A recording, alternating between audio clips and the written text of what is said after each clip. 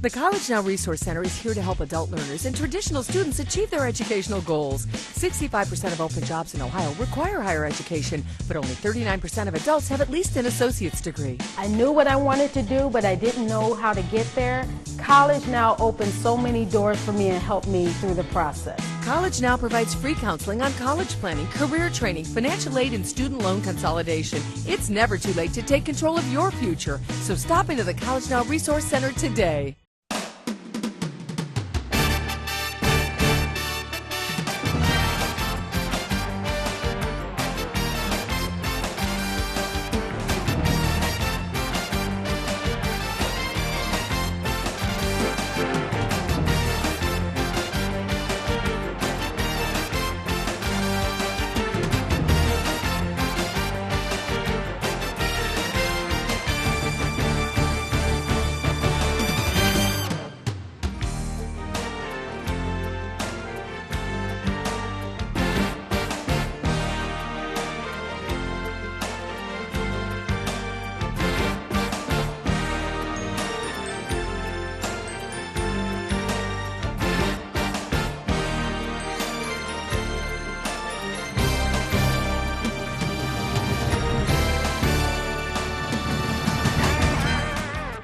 Welcome to Progressive Field. It is the Cleveland Municipal Schools Senate League Championship game between the Rhodes Rams and the John Hay Hornets. Hi, I'm Tim Wells, and my guest announcer is the former coach of Lincoln West, been here a million times, Tom Castleberry. And we also have the president of the umpires that's going to interpret our rules and talk about calls as we go through today. Welcome to both of you. Glad to be here. Obviously, Tom, kids, you've seen the kids, the feelings coming into today, a lot of excitement. Yeah, it takes a while. It might be the first, second, third inning before they actually settle down after just walking out on this field. But once they do, then they'll really start to play some good baseball. Well, before we get to the game, right now the Cleveland Metropolitan Schools are going to honor all their league all-stars in the girls fast pitch and the boys baseball. We'll go down to the field, and Joe Wise will introduce the all-stars. Joe? Good afternoon. Welcome to Progressive Field, this year's 2017 Senate Championship. We will start with honoring the Senate Athletic League Softball All-Stars.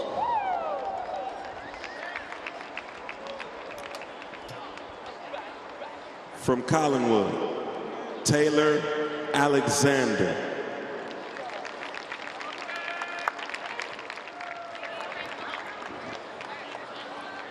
Also from Collinwood, Jasmine Cotton.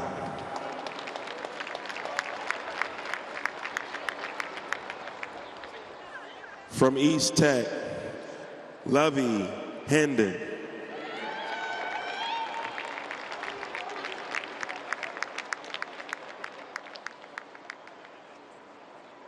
From Glenville, Reagan Ivy.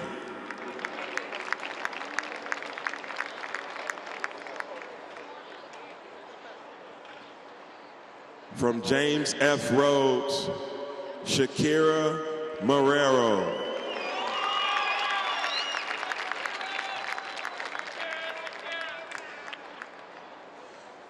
Also from Rhodes, Genesis Morales.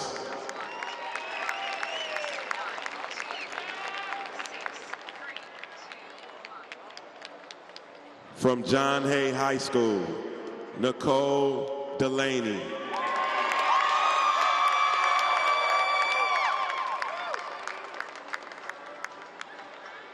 From John Hay High School, Isabel Meltzer.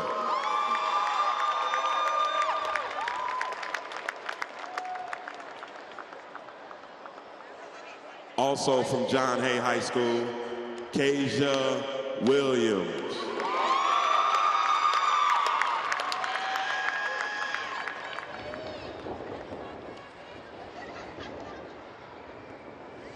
From John F. Kennedy, Rosaria Booth.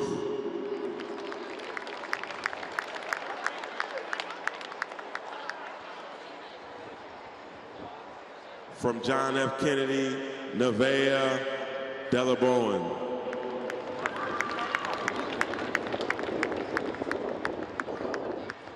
Also from John F. Kennedy, Joslani Gonzalez.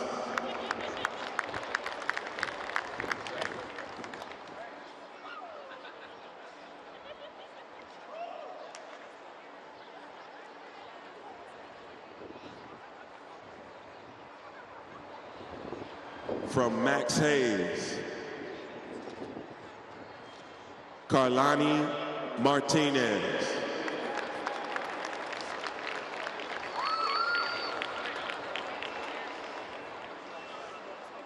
Also from Max Hayes, Elizabeth Rodriguez.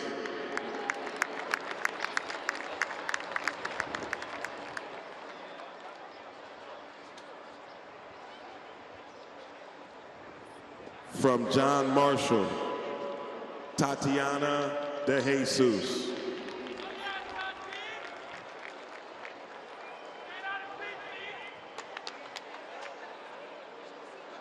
Also from John Marshall, Destiny Sheehy.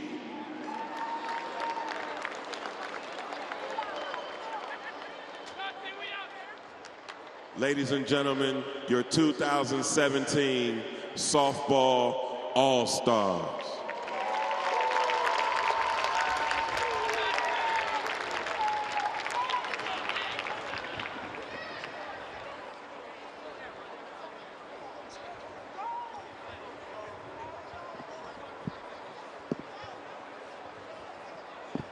Your 2017 Most Valuable Player, Kaylee Metro from James F. Rhodes.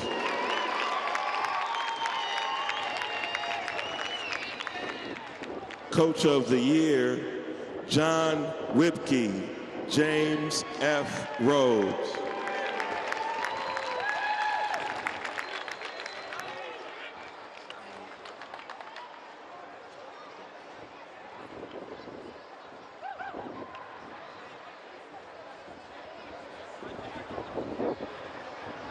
And now, your Senate Athletic League Baseball All-Stars. From Collinwood High School, Kevin Bester.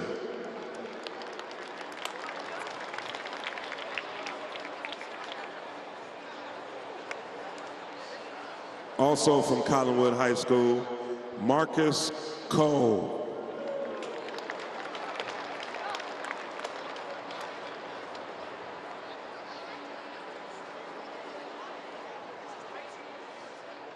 From Glenville High School, Julius Harris.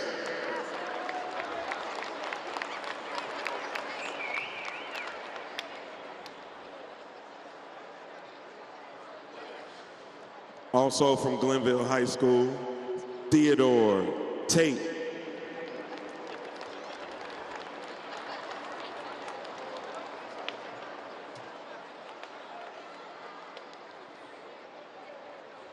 From James F. Rhodes, Rudy Rodriguez.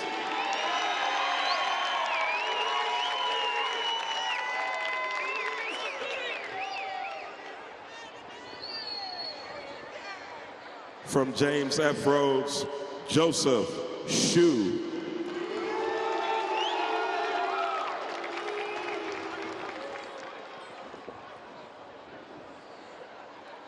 From James F. Rhodes, Carlos Vega.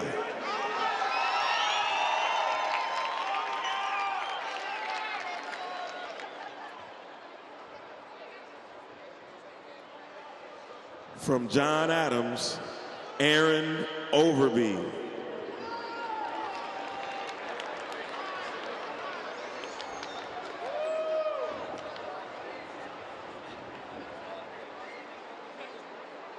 From John Hay, Ian Aston.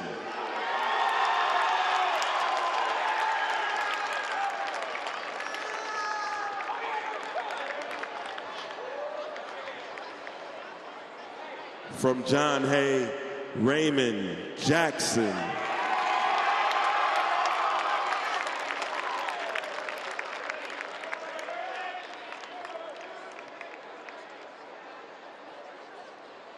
Also from John Hay, Alex Sebring.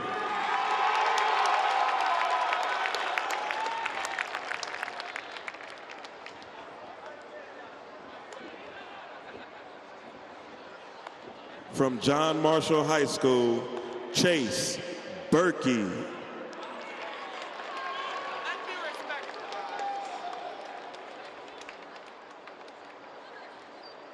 From John Marshall High School, Devin Ellis.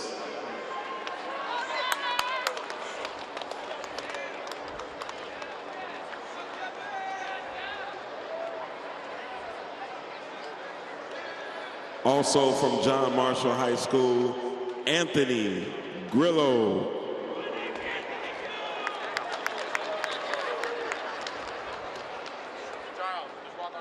From Lincoln West High School, Alonzo Lopez.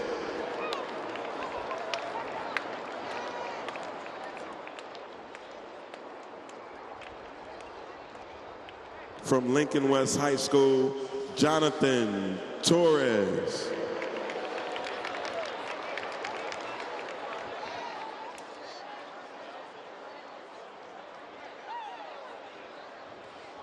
From Max Hayes High School, Kevin Castillo.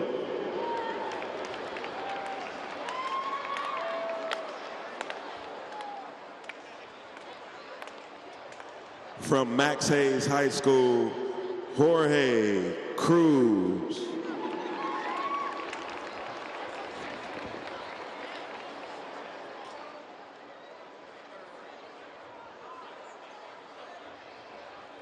Your 2017 Senate Athletic League Most Valuable Player, Joquan Grimes.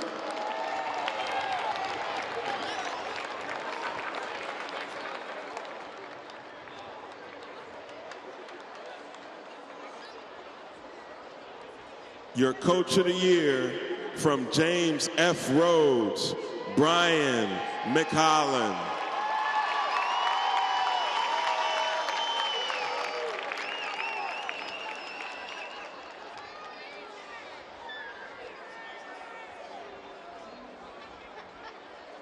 Ladies and gentlemen, your 2017 Senate Athletic League Baseball All-Stars.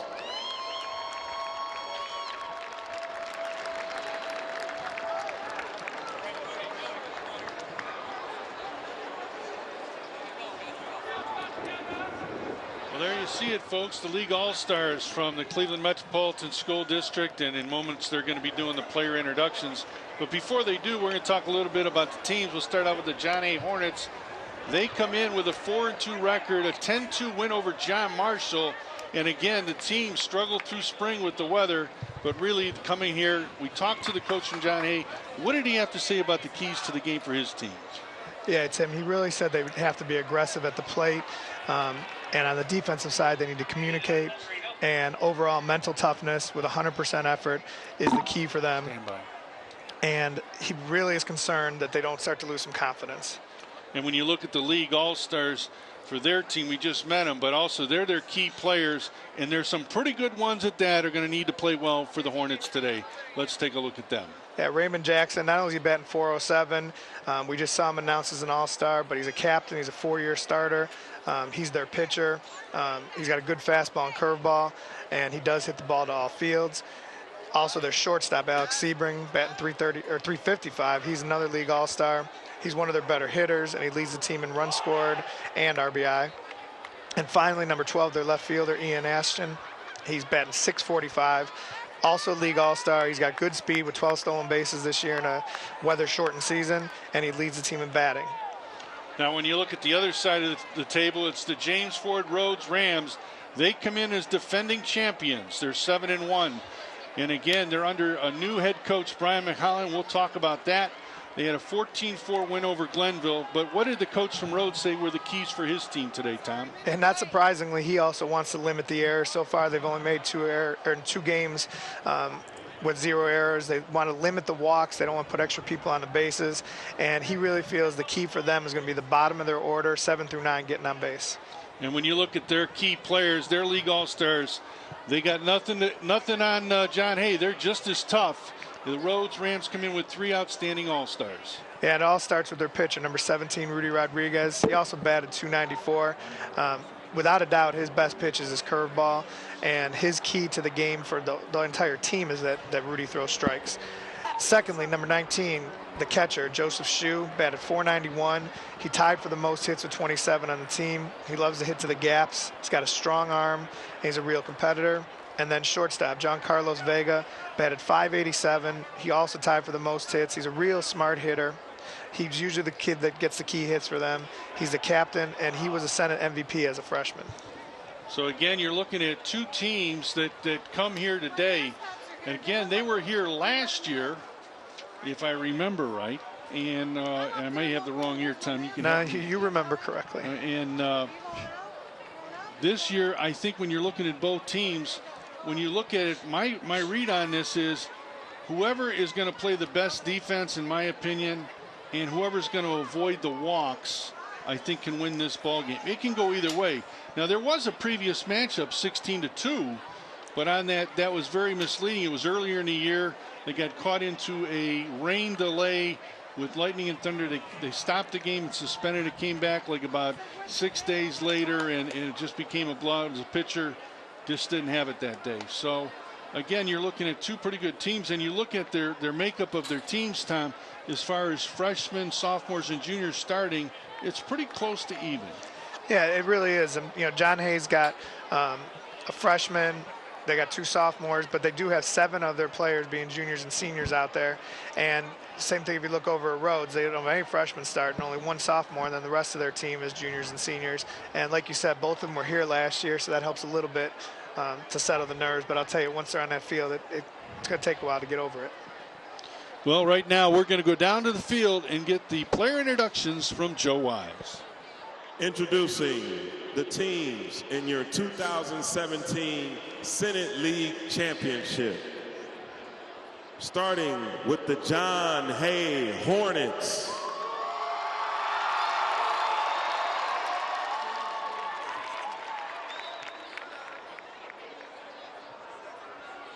Sophomore, number 3, William Kozak. Sophomore, number 2, Mikhail Macon.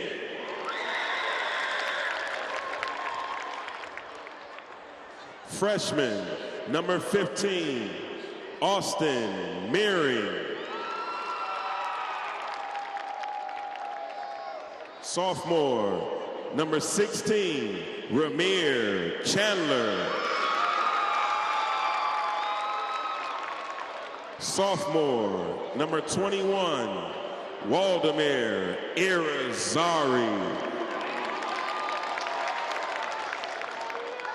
Freshman, number 6, Brent Ballard.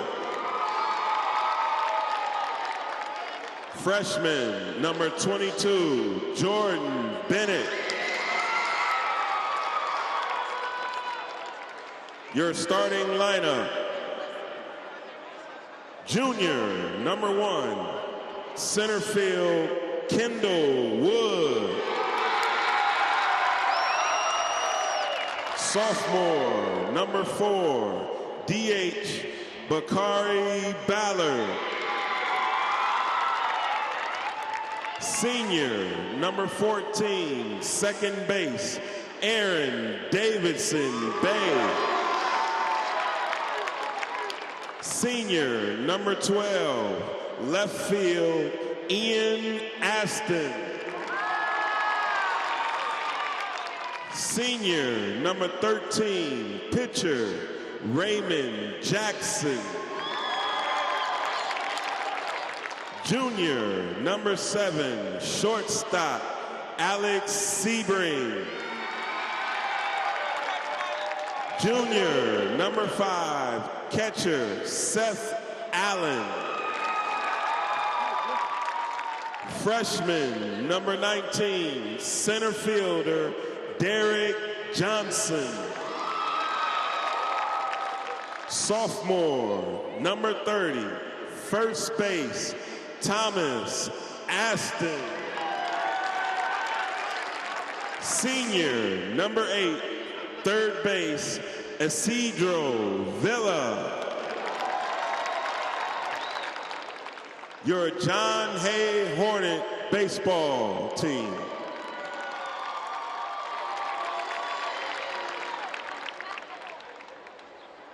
Now introducing the James F. Rhodes Rams.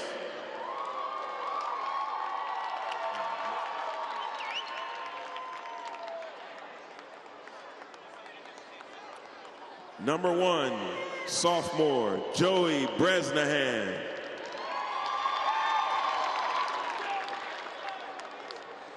Sophomore, number 2, Antonio Rivas.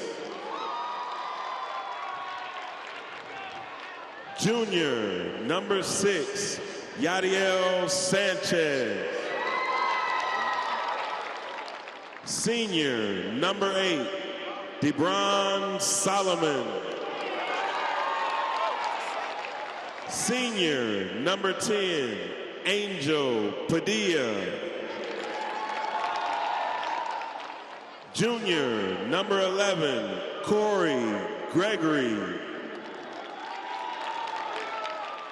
Freshman, number 16, Angel Chiaz. Junior, number 14, center fielder, Paul Farmer. Senior, number 4, shortstop, Carlos Vega. Junior, number 12, third base, Frank Panza. Senior, number 19, catcher, Joseph Shue. Senior, number 3, left field, James Lindsay. Junior, number 13, second base, Carlos Vasquez. Senior, number 7, first base, Noah Rodriguez. Sophomore, number 15, right field, Alex Soto. Junior, number 17, pitcher, Rudy Rodriguez. The coaches for James Rhodes, manager Brian McHolland, assistant coach Bill Myers and Ron Perez. Coaches for John Hay Hornets, manager Ronald Sadler, assistant coach Tim Hogan.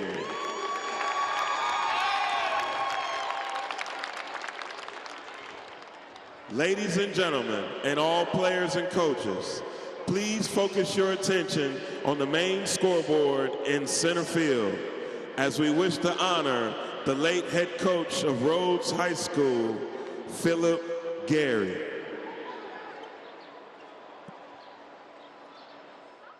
Coach Gary was an extremely honorable man. He's one of the most hard-working men I've ever been around, very determined. That energy always flowed through the team. He was always the first guy there, last guy to leave. Just a really hard-working man. On a personal note? He was a great friend of mine, honestly a personal hero. Just the stuff he taught you being around him, he was just an amazing man. Coach Gary was a wonderful man. Anybody can be a coach, but it takes a special kind of person to be the great coach that he was. He taught our kids so many life lessons, sportsmanship, respect, confidence. He really pulled out of each kid what their true potential was. He did it with a lot of humor, which I think made it easy for the kids to stick around and be around. Even though he would kind of knock them down a little after a game, he was always there to pick them back up with some positive, encouraging words. He was an excellent mentor, not only on the field for the kids, but also in the building and in the classroom. He'll be greatly missed. He was one of the best coaches that I've watched work with our inner city youth. Well, he helped me in my last 5 or 6 years at Rhodes become the powerhouse that it is and remains to today because of him. And the bat, I just thought it was a special tribute to him in the Rhodes colors, royal blue and white. And it just commemorates his life, 1959 to 2016. His head coaching career at Rhodes lasted a short 7 years, but a wonderful 7 years for him. And it's just a personal message from me to Coach Gary, and I'll just read it. It says, thanks for keeping the Rams at the top of the Senate. Your hard work and dedication shows, Coach Hogan. And he was just a very special assistant coach, and I truly miss him. And I just wanted to commemorate and have a long-lasting legacy at Rhodes to remind everybody what kind of man he was, because he was a very special man, very good coach, and an excellent assistant coach.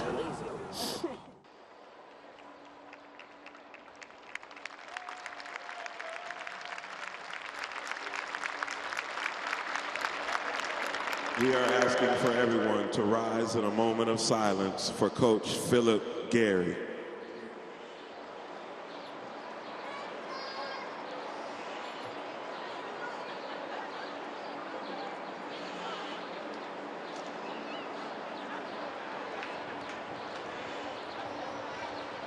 Thank you.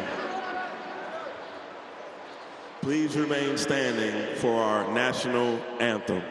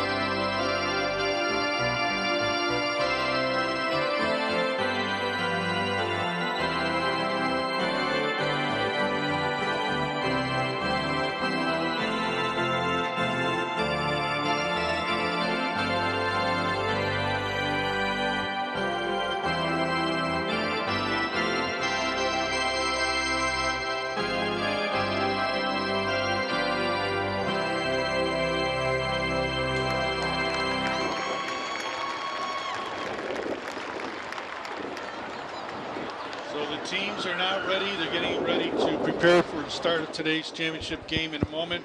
We will have the ceremonial first pitch by Veronica Rice. She is the cousin to Philip Gary. And again, obviously a family member, very close, a very special day. But first, we're going to take a look at the starting lineup for the John Hay Hornets. Leading off will be Kerry Wood, the right fielder. Bakari Ballard will be the DH batting second. Aston in left. Raymond Jackson will be the cleanup hitter and their pitcher. Alex Sebring at short. Seth Allen will be catching. Derek Johnson in center.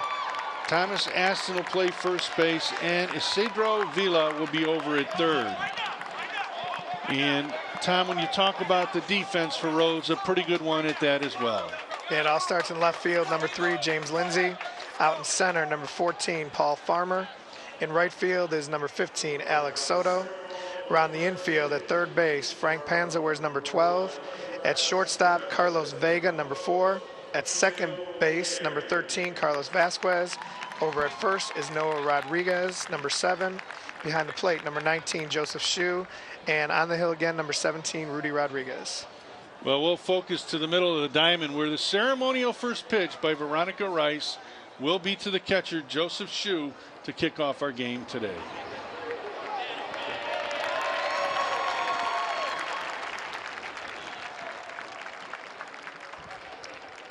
So a big hug and appreciation.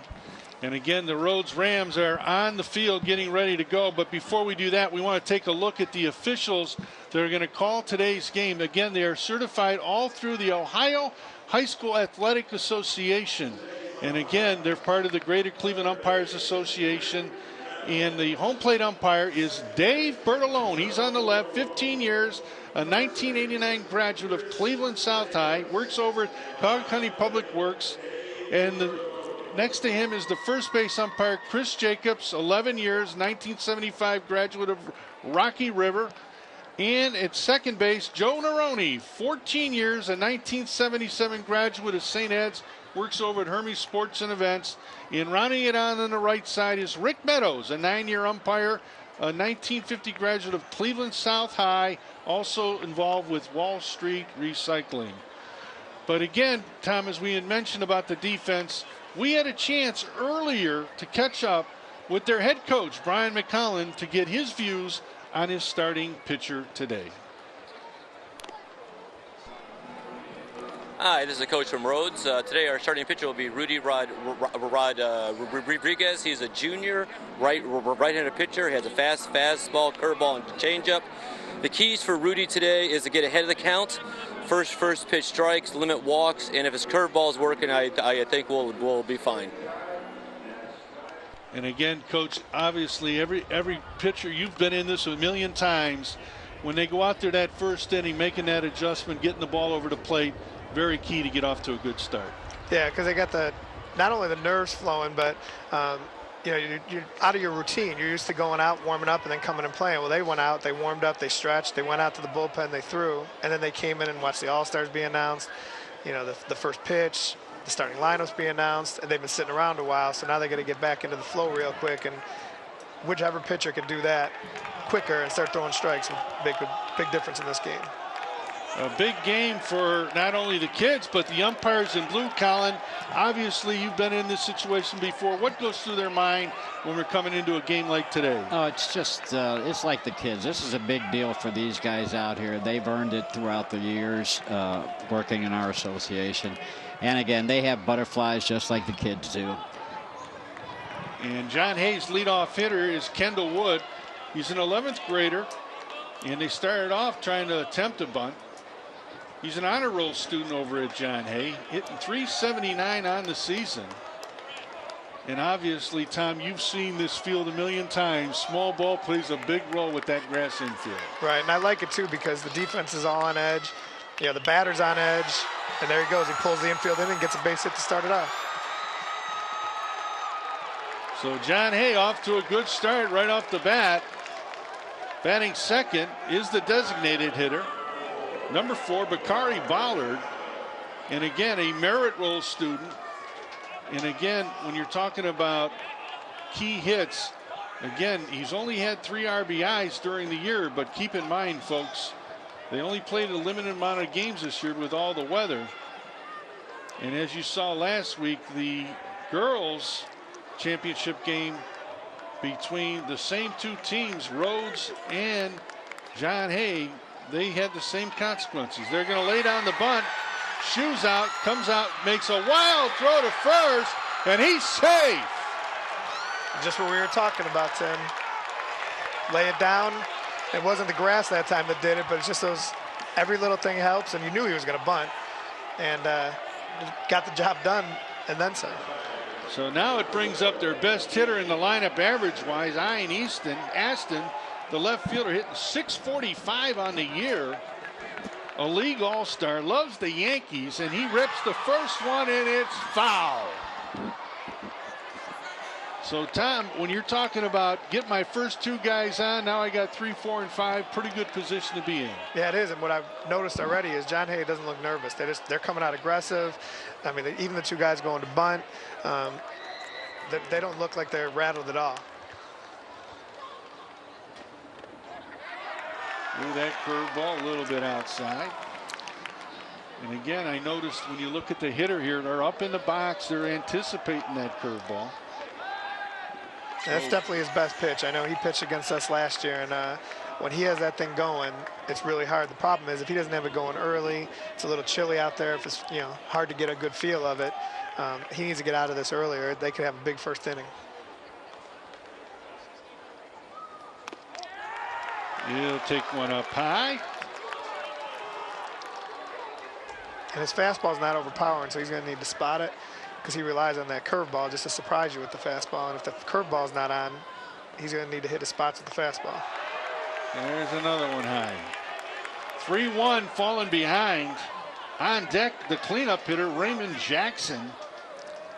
Again, all three of these that are coming up are their league all-stars. Pops it straight up. Foul territory. He's trying to find it. Can't see it. Can't see it. Would have had a hard time reaching in there anyway, but yeah, he lost it. We got those real white clouds here, and it's might have been hard for him to get it right off the bat. Nobody seemed to help him though. I'll tell you, that's a scary feeling, man, to get under a ball and you don't know where it's at. You're just praying, if I ain't got to see it, don't hit me with it. In that case, you just put the glove in front of your face and hope it falls in there. Full count. Nobody out. Fouled it back. With a good hitter like this up here, I'm almost a little surprised that they didn't start the runners there. Maybe see if they can really make something happen here. And that was a curveball he fouled off, so he had the right idea, taking it the other way. And this one's a little short. Fouled it back. But he's battling them. And again, that justifies why we have the high batting average. He had 20 hits on the season, 12 runs scored, and 9 RBIs. Second on the team in RBIs in league play.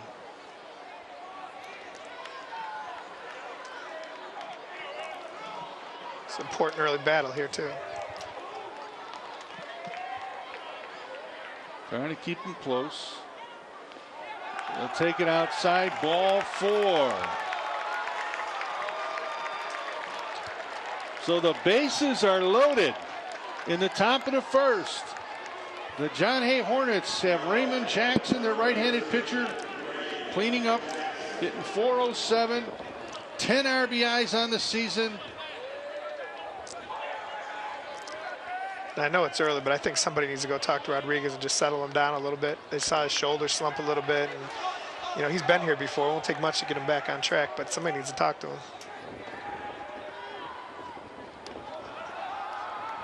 He definitely doesn't have a feel for that curveball right now.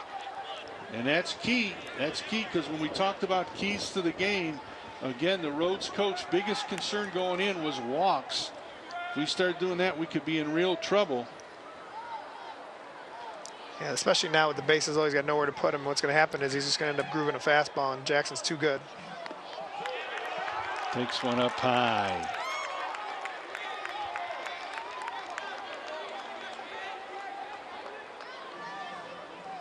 So you don't want to take the bat out of one of your best hitters' hands, but I think you got to take until you get a strike here. He hits one down the right field line in foul territory, and it reaches into the stands.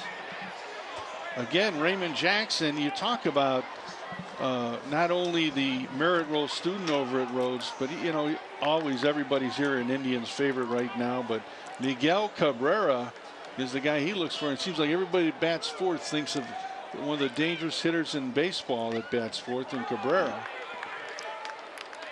And that curveball has not been able to find the plate. It's 3-1. He's got no place to put him. Got to get strikes here.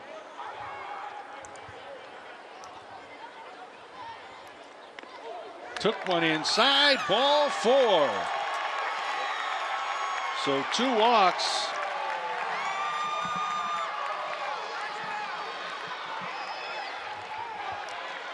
And Raymond Jackson picks up the RBI. And again, they're all around the pitch trying to get him to settle down.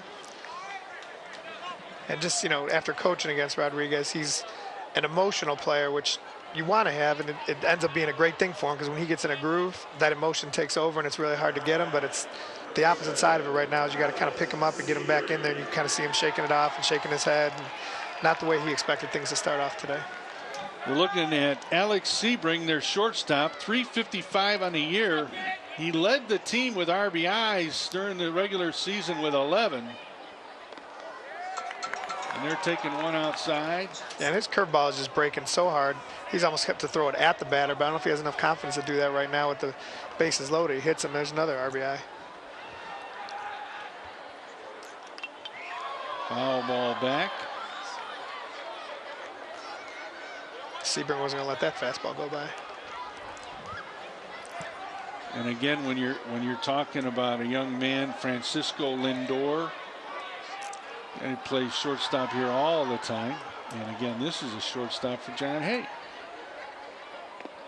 Well, at least these kids are picking people at their position. That's what we always tell people coaching is find somebody that plays your position and watch them.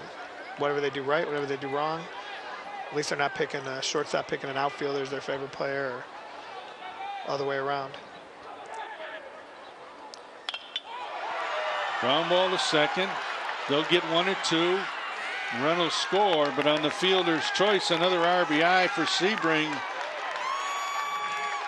And a run scored as Bakari Ballard scores the second run here. So we got one down, and now it'll be Seth Allen, the catcher.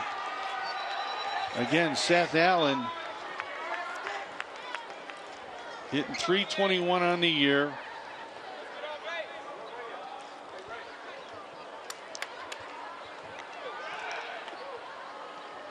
You try to throw down the third. They thought they'd catch him napping. No good. So the stolen base at second.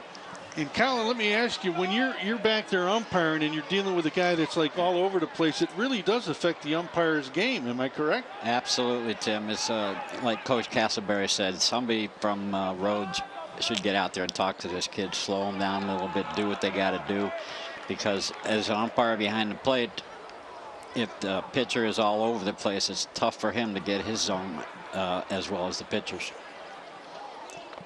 Common thing you hear all the time when umpires get ready to start a game is they say, man, I just hope this kid throws strikes. Absolutely, absolutely. Makes the game shorter and you get to go home. Oddly enough, that's where the coaches and the umpires get along really well. They both want the same thing. Yeah, you have coaches come up and said, anything close, have them swinging. Okay, we can do that.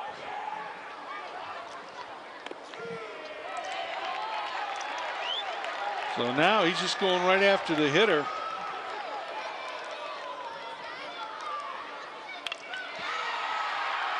Pop up in the infield. A nice job by the shortstop, John Carlos Vega. 2 down. And now it'll be Derek Johnson Jr. And it's not Junior Derek Johnson. He's playing center field. And the story on him is he hasn't faced him because he just came off an injury and he just got cleared to play. Pretty good hitter. Ground ball, short. Throw over to first. And that ends the inning. But in the top of the first, John Hay gets 2 runs on 2 hits, couple walks. They lead 2-0. Well, the Rhodes Rams, they are a team that definitely puts the ball in play, and again, it can rely on the defense and the pitching for John Hay. But let's take a look at Rhodes Rams starting lineup. Paul Former will lead off and play center field. John Carlos Vegas, the shortstop. Frank Panza will play third.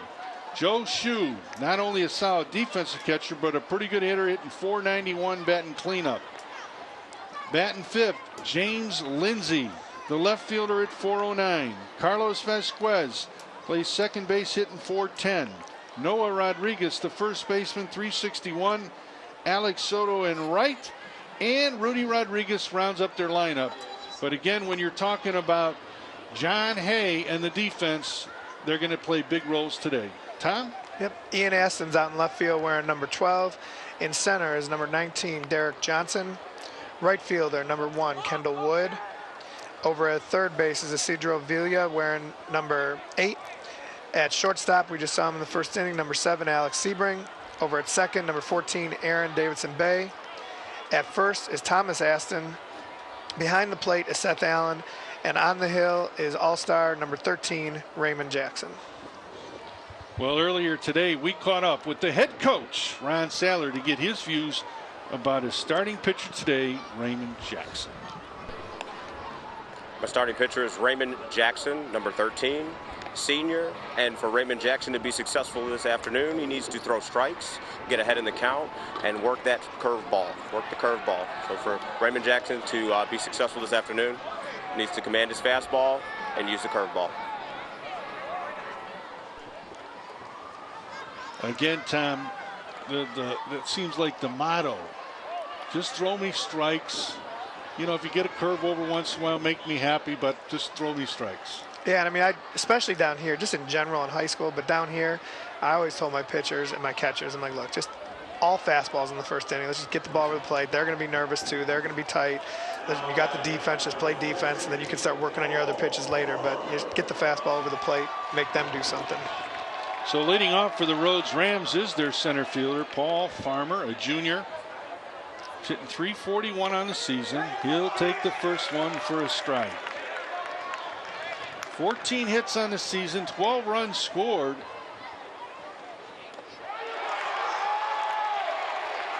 And right off the top, you couldn't ask for a good start from Jackson. 0-2.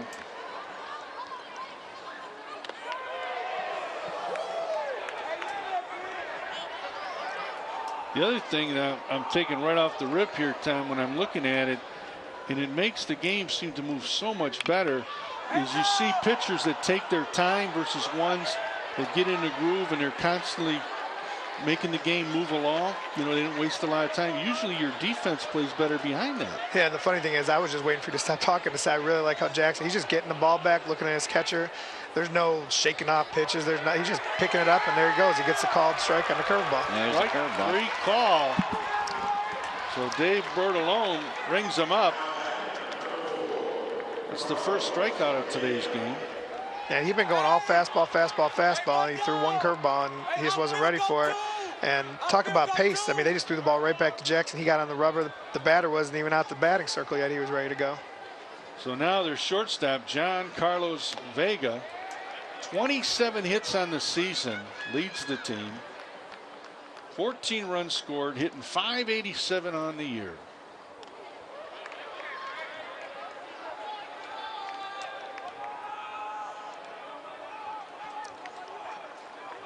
Big guy. Looks like he have a little pop in his back.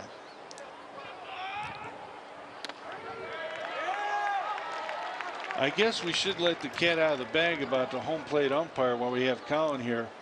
I was trying to hold back on using it, but ground ball, base hit through the hole, and Rhodes is on.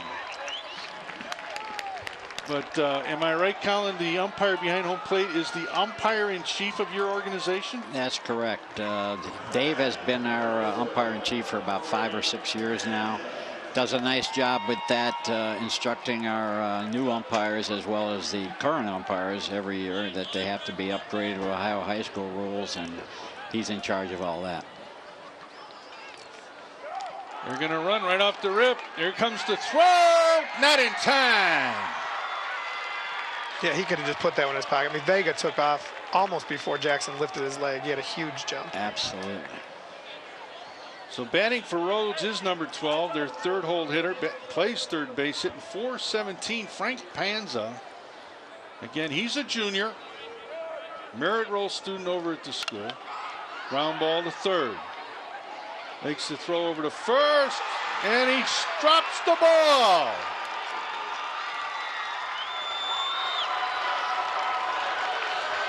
So, Coach, is it the nervousness on that play? We'll look at it here on the replay. Yeah, I couldn't tell if he rushed it over at third base because he knew he had a runner at second. He looked like he set himself pretty good. He just maybe didn't follow through all the way. And you could see that, I don't know if the first baseman wasn't ready for the short hop, but he kind of turned his glove over and tried to trap it instead of scooping it. So he reaches on the air, and then again they immediately move up on the stolen base. No throw. So Rhodes, with one out, have 2 runners in scoring position, trail by 2. And Joseph Shue, the catcher, tough out, .491 on the year. He's a 12th grader and an honor roll student over at the school.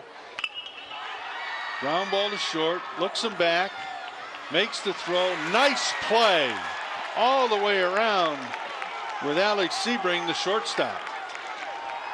And I thought that Shu there maybe got a little impatient because he likes to go to the gaps, and he just got one a little up and in and jammed him. And that right center gap I was just looking was wide open, and the way he hits gaps, he could have had himself a nice hit the way Jackson's been working the outside corner. So James Lindsay, the left fielder, hitting .409 on the year. Again, he's a senior.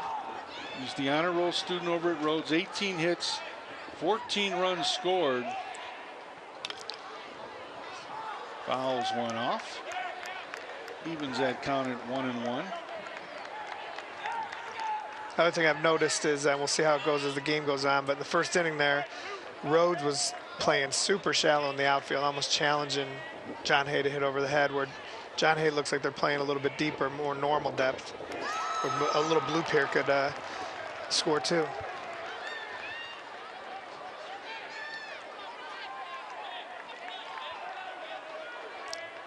You always look for the fundamentals in a game, and he fouled that one off.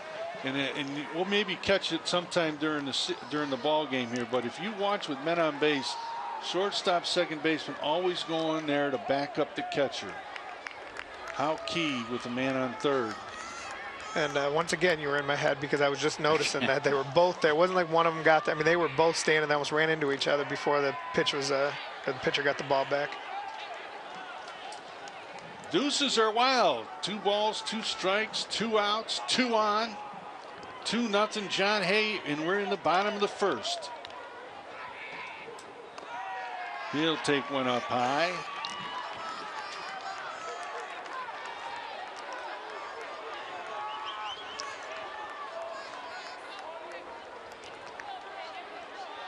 .60 degrees, progressive field. Fouls one back. Lindsay battling his way. But I did like that Jackson hit him down 1-2.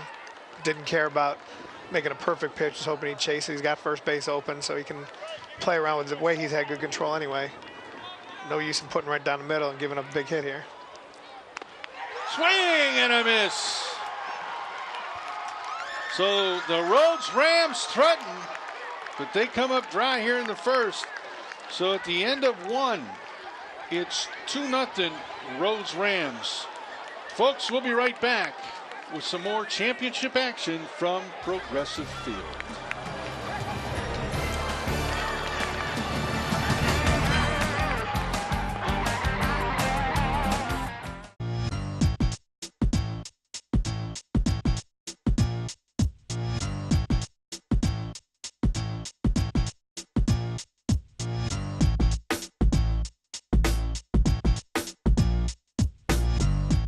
It's that time again. Time to register your kids for summer camp at George L. Forbes.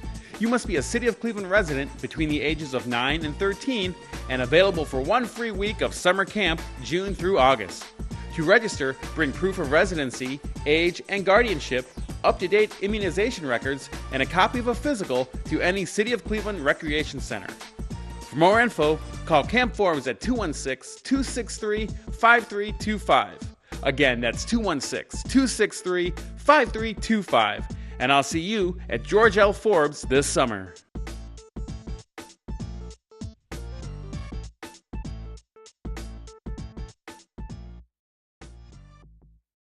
Welcome back to Progressive Field. You've been watching Cleveland Metropolitan Schools Baseball Championship Game 2017. Colin Robertson, Tom Castleberry, and Tim Wells coming from Progressive Field. And again, Tom, as we talk about perfect weather, you know, it's a little chilly, but hey, dry day, you got to take that in the spring.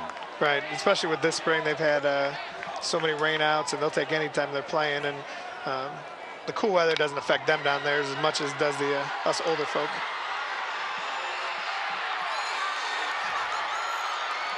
Guess he beat it out. And again, Thomas Aston showing some speed. Again, if I am correct, Thomas Aston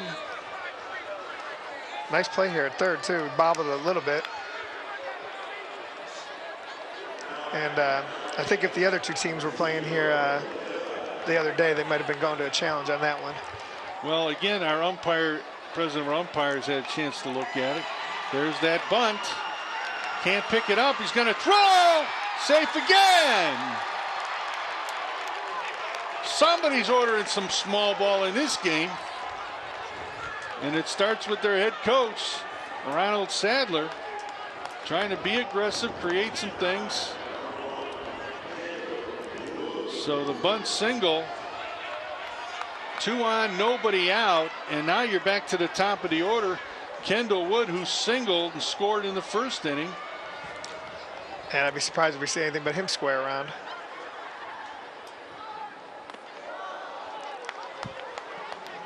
And I'll tell you right now, if he can lay down a decent bunt down the third baseline, it doesn't even have to be great. The bases are going to be loaded because Rodriguez just had to get off the mound. He's still winning from the last one. He's trying to focus on his strikes, and they're definitely holding over at third. They're coming to look for it. If they change their play that time, they could steal third base right now. He's walking at third base. Yeah, I was just looking over there. There was nobody there. I just heard the Rhodes coaching staff, or at least somebody from over in that bench, yelling down somebody covering third base, because otherwise that's square around here and steal. So 2-0 count. There's the bunt that you talked about. They're going to move him over. They're going to make the throw, and they're going to throw it wildly down the line. 1 run is in. They're going to try to score 2. Here comes the throw. He is out.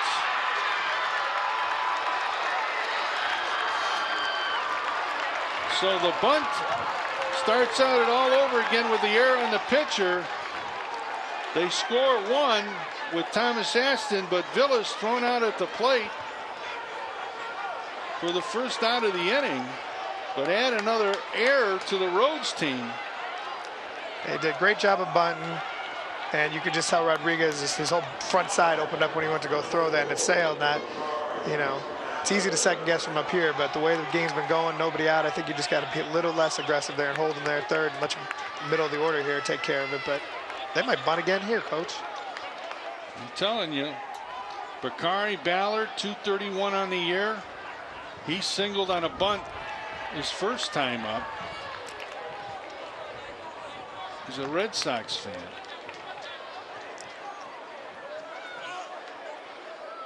They got a tough team this year, but I don't think they're playing a little bit over 500, if that. Everybody was talking the Tribe and the Red Sox. And they will be again in September, Tim. They will. They will. As soon as we get a little warm weather, I know they always used to say that, and I think at Lincoln West I finally learned that with all the Latin players. The hotter it is, the better they play. Yeah, we didn't start playing until the temperature rose a little bit.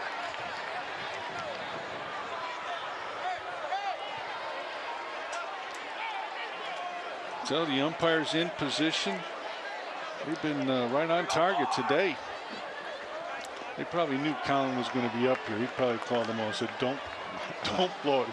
that play at the plate right there, Dave was in perfect position to make that call. Usually guys get a little bit out of whack, but he was in perfect position for that call.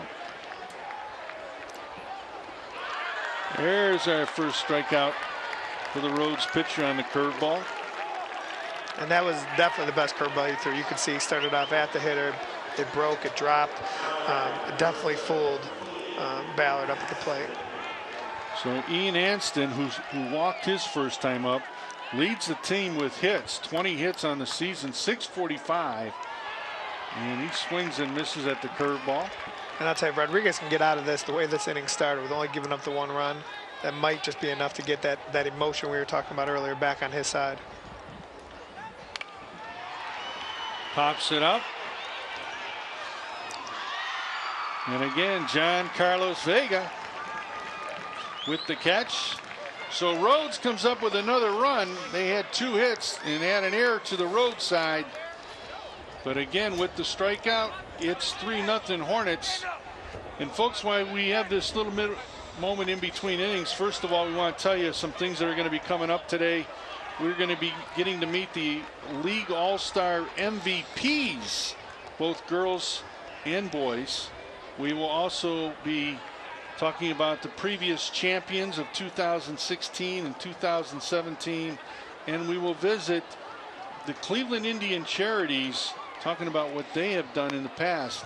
Again, it was 1989 when the Cleveland Metropolitan School District was in desperate straits about having a program for baseball and girls fast pitch softball, and it was Cleveland Indian Charities is the one that stepped up and made it possible when funding was not going to be available and there would be no program. And again, we want to recognize them. They've been doing a lot of great things in the community, not only just on the baseball side, but so many life skill things in so many different groups, Boys and Girls Club, you know, Cleveland, City of Cleveland Rec Department. They're also involved with a field program with Major League Baseball. They just renovated. They've been renovating a field every year to make it better for kids to play on quality fields. So much to be thankful for. So we're going to go to the bottom of the second inning, and leading off for the Rhodes Rams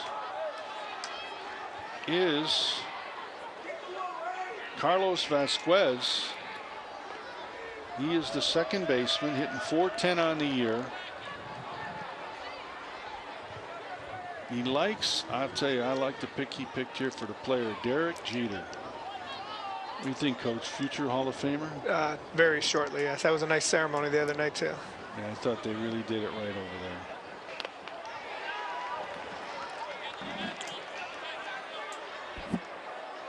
1-2 count.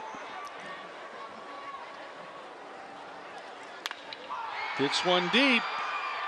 May have burned him. He did. He'll go to 2, and he'll hold there with the double. But a 2-base hit. And that's the first extra base hit of the game. Yeah, as soon as that ball was hit, he hit it well, but it was right at him, and you could just see Aston took a half step in, and once he did, you knew the ball was going to sail over his head. So now Noah Rodriguez, their first baseman, hitting .361 on the year. He's an honor roll student over at Rhodes. Favorite player. This kind of surprises me a little bit. But an icon with the Indians for years. Bob Feller. You don't see many younger kids picking somebody from generations past. But I like it.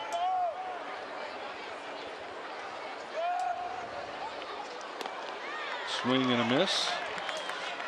2-1 count. I'll tell you what, I can remember time when we used to deal with the umpires in a game. I wondered, those guys that were umpiring back then, trying to see Feller throw the ball 90 some miles. I mean, I'd be like, I couldn't even see the ball, let alone call it a strike. Just think about the guys that were trying to put that little bat on it. I remember when I was a youngster, I batted against Dave Ford.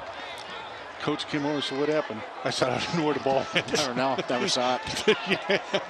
So how they see it, I don't know. Full count, 3-2.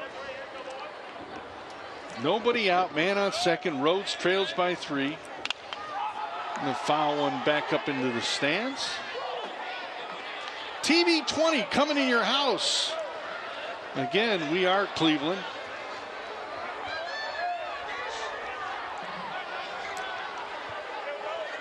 So John Hay out 3-0.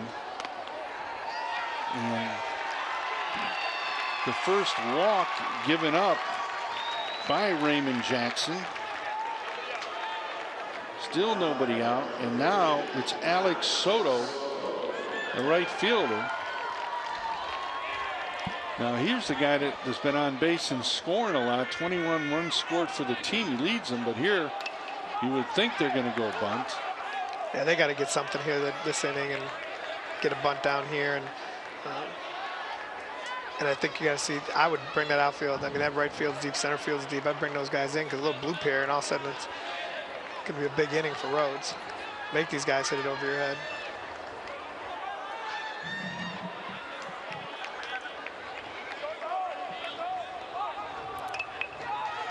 Oh, they got a double play here. They got a double play. And get it back to second.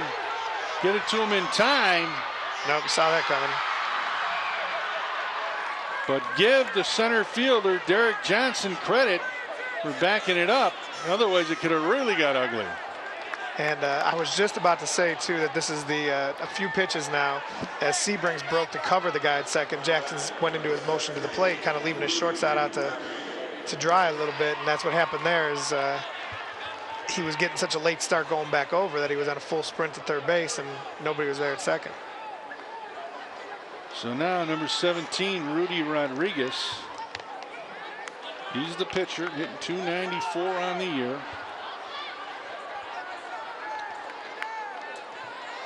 Favorite player, Corey Kluber.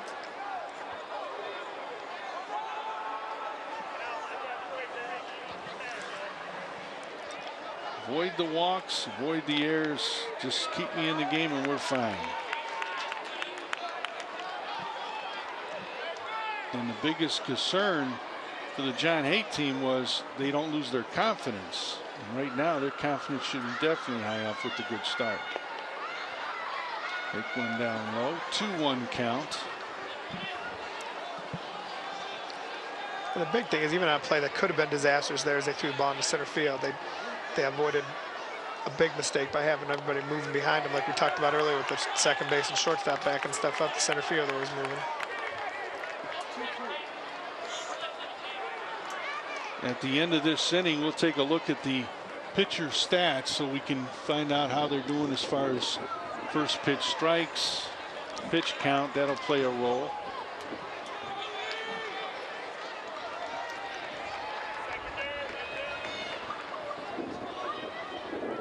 Full count. They hold them. Ball 4. Not what the doctor ordered. For Rhodes it is. So now you got the bases loaded with only 1 out, and you're going to the top of the order with Paul Farmer, the center fielder. Now he struck out his last time up, and here comes the coach. I think this is even more about defense than anything, just because Jackson even came off to greet him. Jackson doesn't look rattled. He's a 4-year starter. He's not somebody that's going to be too worried. He still hasn't lost that kind of tempo he's had. Be interesting to see if they come in or they're going to play back. I think he's play back and get some outs here, but looks like the corners are going to be in. And again, Farmer, 341 on the year, a junior. Takes one inside and high.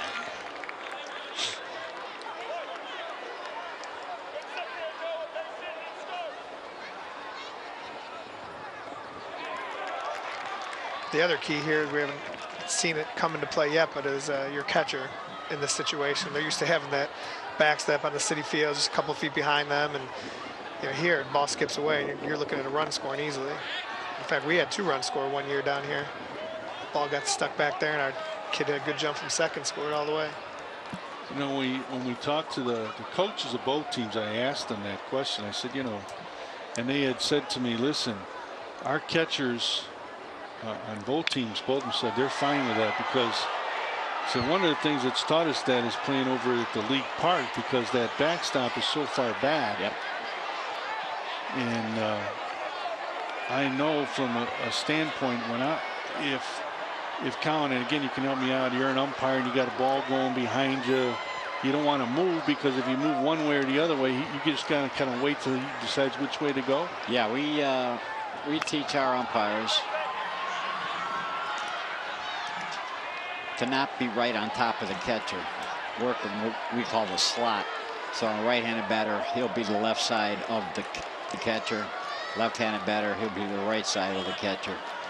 And that way the ball, very rarely will you get hit if you use the slot position.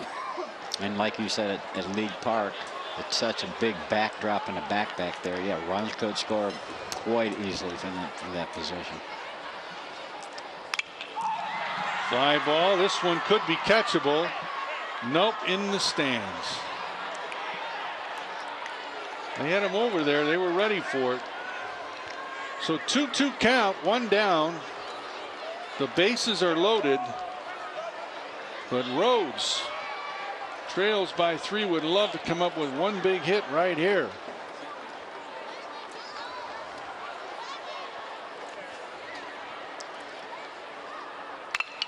Ground ball gets through, base hit.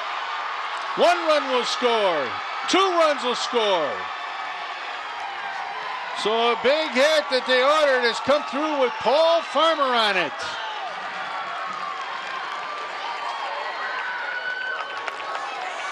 So Vasquez scored, as well as Noah Rodriguez scored.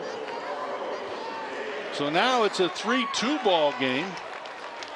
And it ain't going to get any easier as John Carlos Vega, their leading hitter, is at the plate. And the last time he was up, he singled. It looks like, I don't know if it's a conscious effort or what, but Rhodes has really been looking to go the opposite way. Got a big hit there. Vega's first time up went that way. Part of it might just be because Jackson's been working the outside corner a lot, but there's a huge gap in right center right now. Even a blue pit to right center is going to easily score too. Here's that block you were talking about, Tom. He did a nice job. He didn't try to catch it. He just slid out, let it bounce right off his body, and kept it out in front of him. So John Hayes playing like halfway in here, so any hard hit ball, they might be able to have a shot.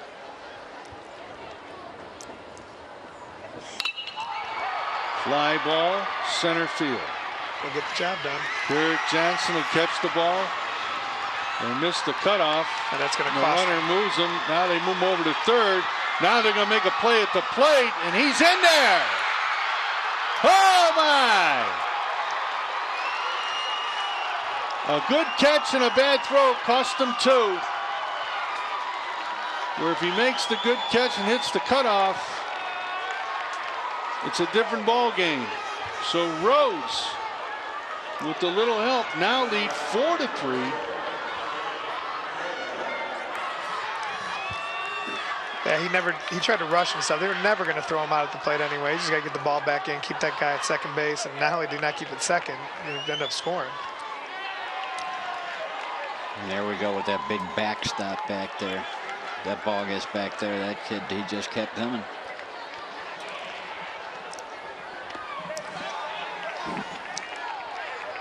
So Frank Panza, his last time up, he reached on an error.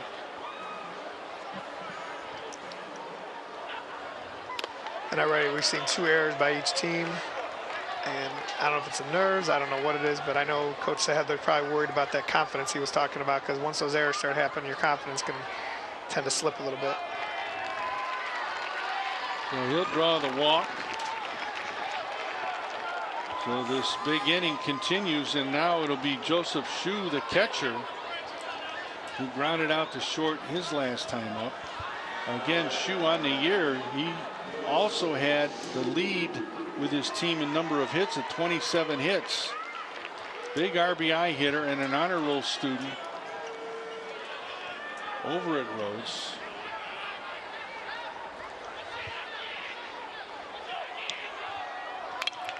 Fly ball again, first pitch. Johnson there makes the catch. But the Rhodes Rams do some damage. 4 runs on 2 hits. They got 2 walks and an error to help them get there. Actually 3 walks and an error to get there. But 4-3 here as we go to the top of the 3rd inning. And again, folks, we want to talk about Cleveland Indian Charities and the things that they have done over the years. And we'll have you take a look at this graphic, and you'll see it's from 1989.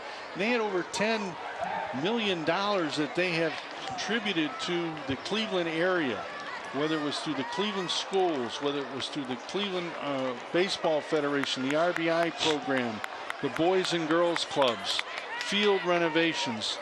And again, they can't do it alone by themselves. And again, we encourage you to at least go on the Cleveland Indians website and look at Cleveland Indian Charities and see the things they do, because again, folks, this goes directly to the kids that are in these programs. And you know that when you were coming up and growing up, there was somebody out there that took care of you to make it happen. And again, our vision, if we ever had the opportunity to play down here on Progressive Field, it's got to be like a dream come true, as we mentioned at the start of the game. But again, Tom, when we summed up this game, we talked about defense and walks, and it's played a big role so far. Yeah, both teams have been giving runs away. I mean, in all truth, we probably should be about a 1-0 game maybe right now. And we're looking at a 4-3 game. But the key is how do you react to that when you're down here? Both teams got juniors and seniors out there. Both teams have been down here before. I kind of said by second, third inning, kids start just playing baseball instead of worrying about where they're playing. And whichever team could do that first probably make the biggest difference in this game. So leading off is Raymond Jackson, the pitcher. And he walked his first time up.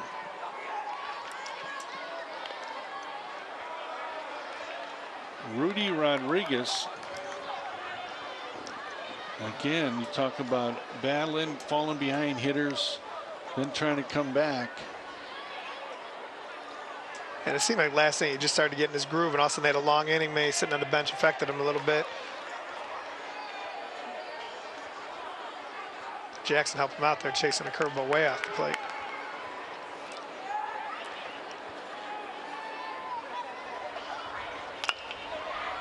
Foul ball.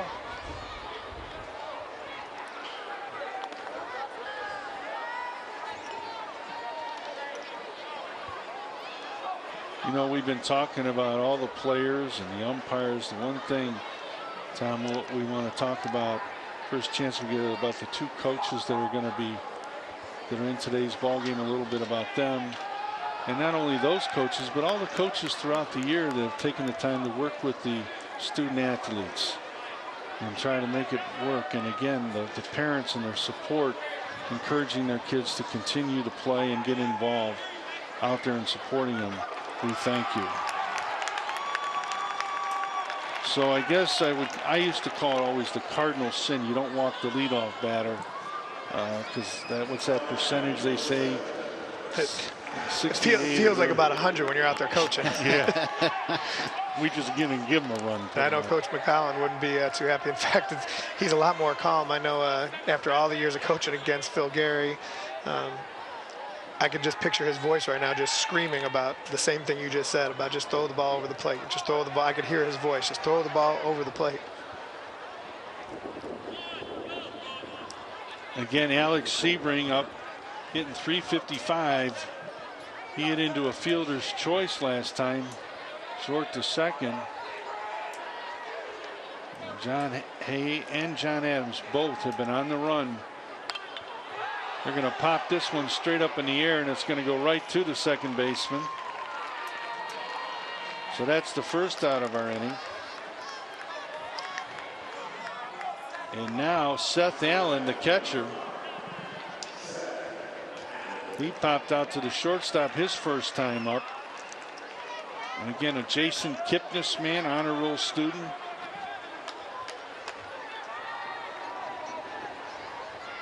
I would expect Jackson at some point in this at bat maybe run. Oh, they're going to bunt instead. And Jackson's got pretty good speed. The way things have been going, people are throwing the ball over the place. That's the other thing too, because this is, Coach Sadler's been here before, but he's been here as an assistant. Now he's got to make the calls. It's harder to be that aggressive when you're standing down there at third base. And you just saw your 3-run lead disappear. We'll see how aggressive he stays, but that's what got you the 3-run lead, was being aggressive. So I'd send him, get him going, see what it makes something happen. Get your team back some momentum.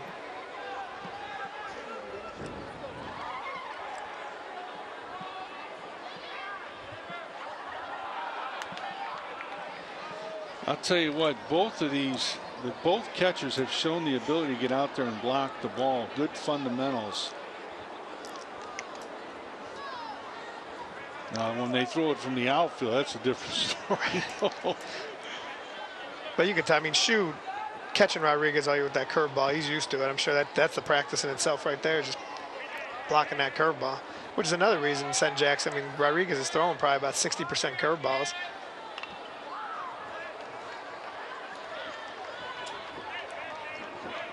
Again, 1 out.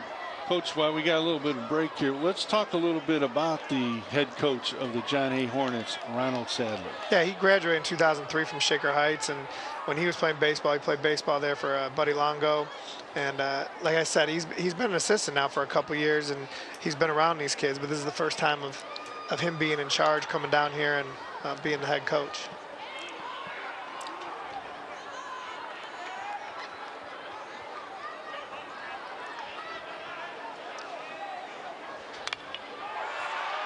Center field, right there.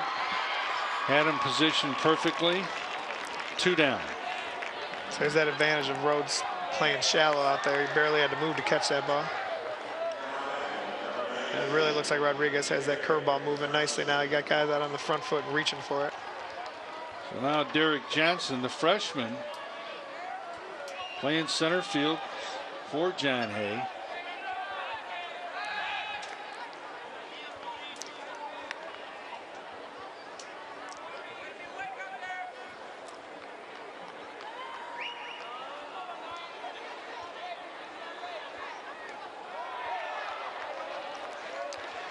So for a freshman, he's ready, aggressive, and going after it.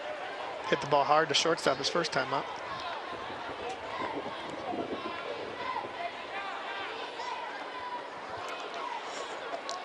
He'll take one outside. I know he hasn't played in a lot of game action because he just came back, but I know the father has worked with him continuously, you know, as we've gone through to prepare for the season. So he had a lot of practice besides with his team. And he's swinging for the long ball. So 1-2 count. Well, to me, this is a no-brainer pitch to steal on right here. You're going to get the curveball. He's probably going to try to bounce it in the dirt, make him chase one. You may as well just take off, see if you can make something happen this inning. Oh, took one. Wouldn't have mattered. So they get a walk, but then after that, they all go down. 1, 2, 3. No runs, no hits, a walk. And it is 4-3 as we go to the bottom of the 3rd inning. And Tom, we talked about the head coach of the John A team. What about the head coach from Rhodes? Yeah, kind of a similar situation. Coach McCollin is, you know, he's been here as an assistant. You know, I know from coaching against him, he used to coach at my alma mater, Normandy, too. And but now this is his first go around at down here at the championship game, being the head coach. He teaches over at Charles Mooney. He's also the head soccer coach, so he's got that head coaching experience. And he also played center field at Baldwin Wallace back in his youth. Well, I'll tell you what, it's nice to see, especially when you look at these two coaches, both of them getting thrown in the fire the first time as a head coach down here. And I'm sure as much as the kids are nervous, I'm sure them becoming a head coach. Now, they've been assistants, and I'm sure Brian will come back and tell you, hey, Coach Gary here, I was relaxed. You know, he handled it. I worked, listened, and we do hand in hand. But now, to come in for the first time, I mean, what was your feeling, Tom, the first time you came in here and had to play? Yeah, you know, I mean, the funny thing is that first time, second, it didn't matter. When you come walking out that tunnel and they walk you through and you just look around and you're just realizing, you know, after watching all those teams in the 90s, I had season tickets out there in right field. We were walking in from that spot, and you're just thinking, you know, this is pretty amazing. You're trying to calm yourself down and so you can keep the kids calm. So I think that helps the head coach even more, because the funny thing is, you said about him being an assistant. My brother, when he was my assistant all those years, we used to joke because he basically had to run down every time we came in off the field. He had to run down to run into the bathroom because his nerves were getting to him so bad. Pretty much every inning, I'd turn around, where's Tim at? And like, Coach, you know where he's at. He tried to blame the coffee, but yeah, right. But it's different. You know, but by the time you get to about, like I said, about that second, third inning, the coaches have calmed down, the players have calmed down, and it's just baseball. The pitcher is hurt.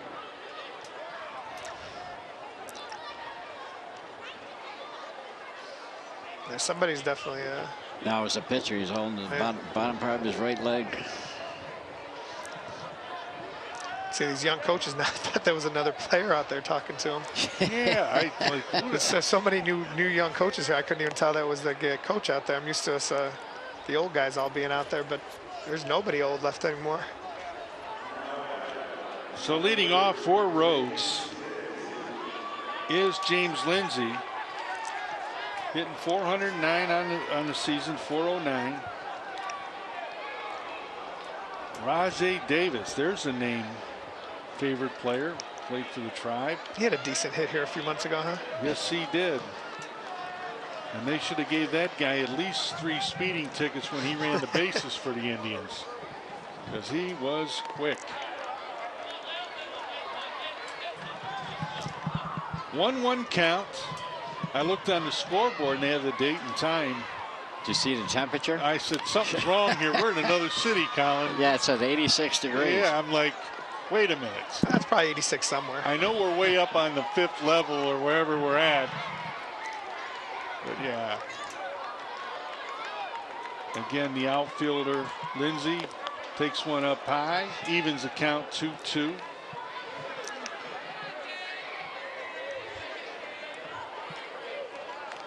So here we go. Fouls that one back. I don't know if anybody from the Rhodes bench or the players, anybody's noticing it, but it doesn't matter if it's a right-handed batter, left-handed batter. I don't know if it's a conscious thing from the coaching staff, but Jackson is consistently just throwing his fastball over the outside corner, trying to peg the outside corner. These guys can start looking that way, especially with the batters off the base. Did it again, went up a little bit, but kept it outside. So another strikeout for Jackson. That's his second of the game. And now it is Carlos Vegas. Correct me or am I wrong here? That's the second time he's got Lindsay, but third overall. Right. So now we're looking at Mr. Vasquez, who doubled on a deep ball hit to left field, and he starts him off with a curveball. And he's trying to do the same thing again, trying to yank that ball to left, and Jackson really should start peppering that outside corner. That looked awfully good. I've got to look at these, keep an eye on these pitchers here, because they've been pretty consistent all along, but that probably was a little high. And I know what the umpire was going to say. You're going to question me from the 5th level up here, and I'm 2 feet from the ball. I learned a long time ago, Tim. The umpires are always right, and I may as well just stick down to the third baseman. Well, no, Tom, you never like that when you're on the field. It's a completely different game. Fly ball. Derek Johnson. He kind of looks so relaxed, but I can't stand them one-handed catches. They just absolutely baffle me. We see that all the time, and you hear coaches telling them 2 hands while you're practicing, and the one-handed catch bothers us too. Well, if you remember about 10 years ago, Tim, when Carmelo Heyer played for us, one of the better center fielders probably to ever play in the Senate at all. He was in love with that one-handed catch and drove us nuts all year. We just could not get him. He would snap that glove down one-handed, and luckily for him, he never dropped one, but I might have went bald a little bit quicker because of him. So Noah Rodriguez, the first baseman, he walked and scored his first time up. Finds himself behind 1-2. Whatever was wrong with Jackson's leg doesn't appear to be bothering him, because he's pumping it in there probably even harder than he threw in the first couple innings. He's setting a nice pace out there still from the first innings to now. He's just right in rhythm all the way along.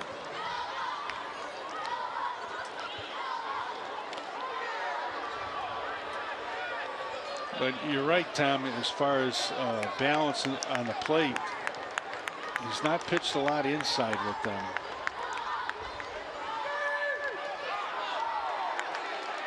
I mean, it's almost like when he goes down the middle of the plate, that's inside for him, surprising the hitters, because you see some of these guys are starting to dive.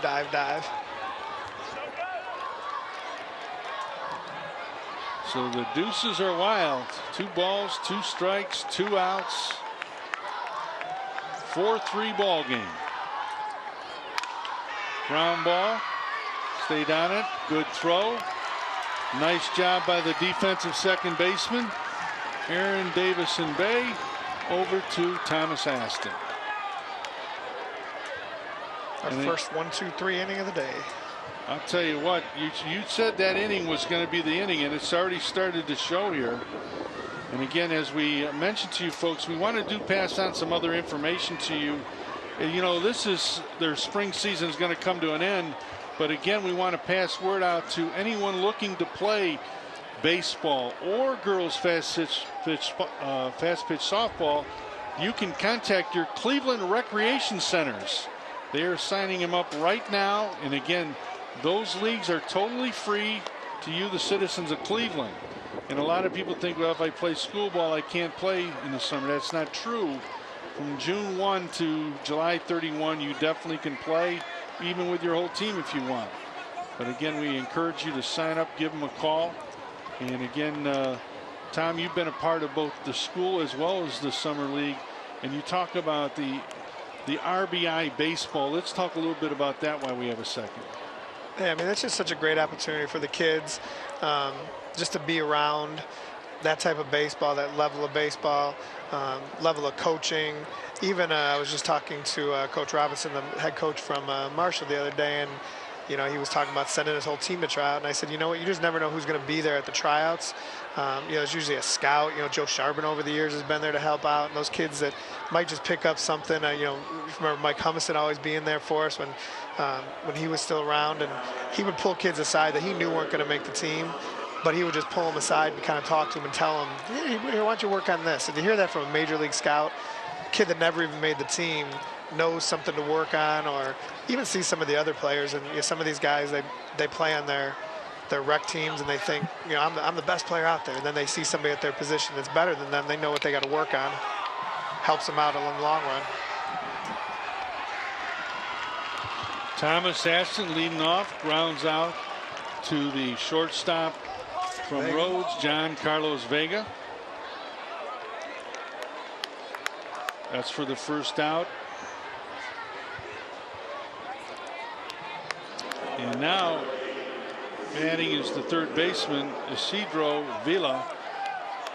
He singled, but he got thrown out at the plate trying to score. And that's really looking big back now. They could have had second and third, nobody out. Got a little over aggressive, made that first out at home, and see how that plays out later. Base hit, hits the gap. Should be only getting one here. So Vidra's 2 for 2 today. Can't ask for much more from your number 9 hitter, batting 125 on the year, but to go 2 for 2 in the biggest game of the year. So now you're back to the top of the order. He's 2 for 2. Kendall Wood, 379 on the year. He laid down a nice bunt his last time up that got thrown down the right field line.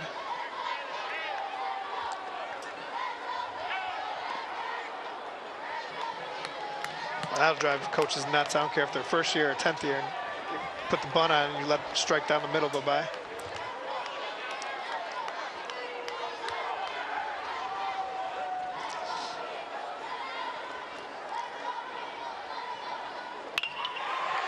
He waited on it, and what a catch! The left fielder from Rhodes, James Lindsay. Man, you can't hit a ball any harder than that. I thought he got him at first. It looked like he took a bad angle at it, which he did, but athletic enough to recover there and just leap up. And we talked about that two hands. That ball almost did slip out, but he had his hand right up there just in case. A nice job by Lindsay. And now up is Bakari Ballard. He has singled on a bunt, and he has struck out on the curveball. So 2 down.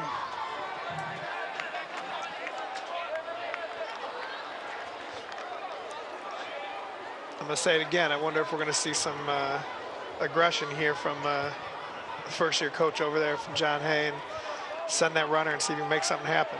I've noticed between innings, the catcher's been bouncing the ball on the second base on their throws, and Ground ball back to the pitcher. Throw to first. Ends the inning. They get one single, and that's about it.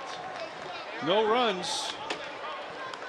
So we're at the middle of 4, and it's still John Hay 3. James Rhodes leads with 4. So here we are at the middle of the 4th inning, and folks, we want to let you know that while we're in the 4th inning here, we'd like to show you the 2 most valuable players of the Cleveland Metropolitan Schools. And again, the girls fast pitch as well as the boys baseball. And again, we want to congratulate them on an outstanding season. Again, the girls MVP is Kayla Metro from James Ford Rhodes High School. And also for the baseball side, it was Jaquan Grimes from Glenville, the boys baseball MVP. Again, congratulations to them on an outstanding season. And last week, if you had a chance to look at TV 20, you saw the girls fast pitch game. And Colin, you were on that game. That pitcher from Rhodes, something special.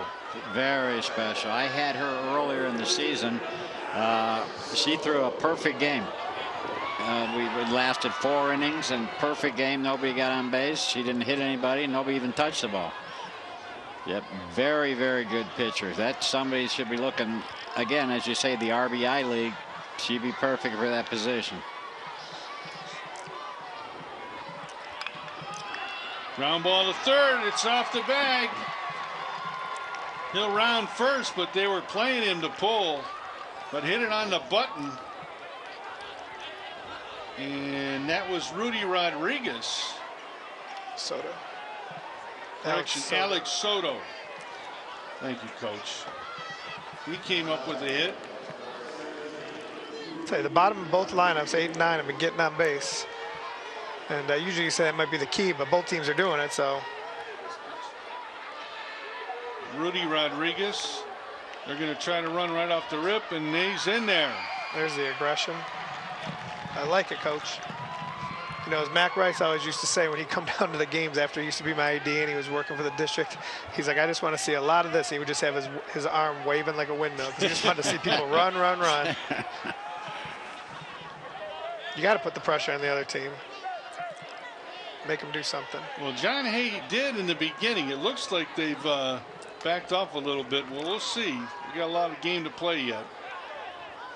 The good thing for Coach Sadler over there is he's got somebody who's been down here a few times, been coaching for, will be nice and say a few years, and Tim Hogan, and you know, at least he can kind of pass on some stuff and be like, hey, you know, Coach, let's see, try this, try, you know.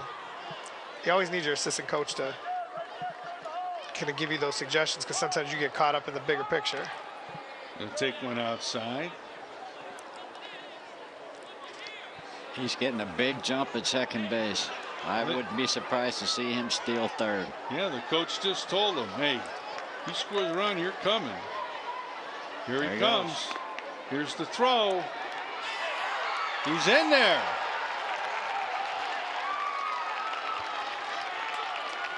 Who said the umpires don't know what's going to happen?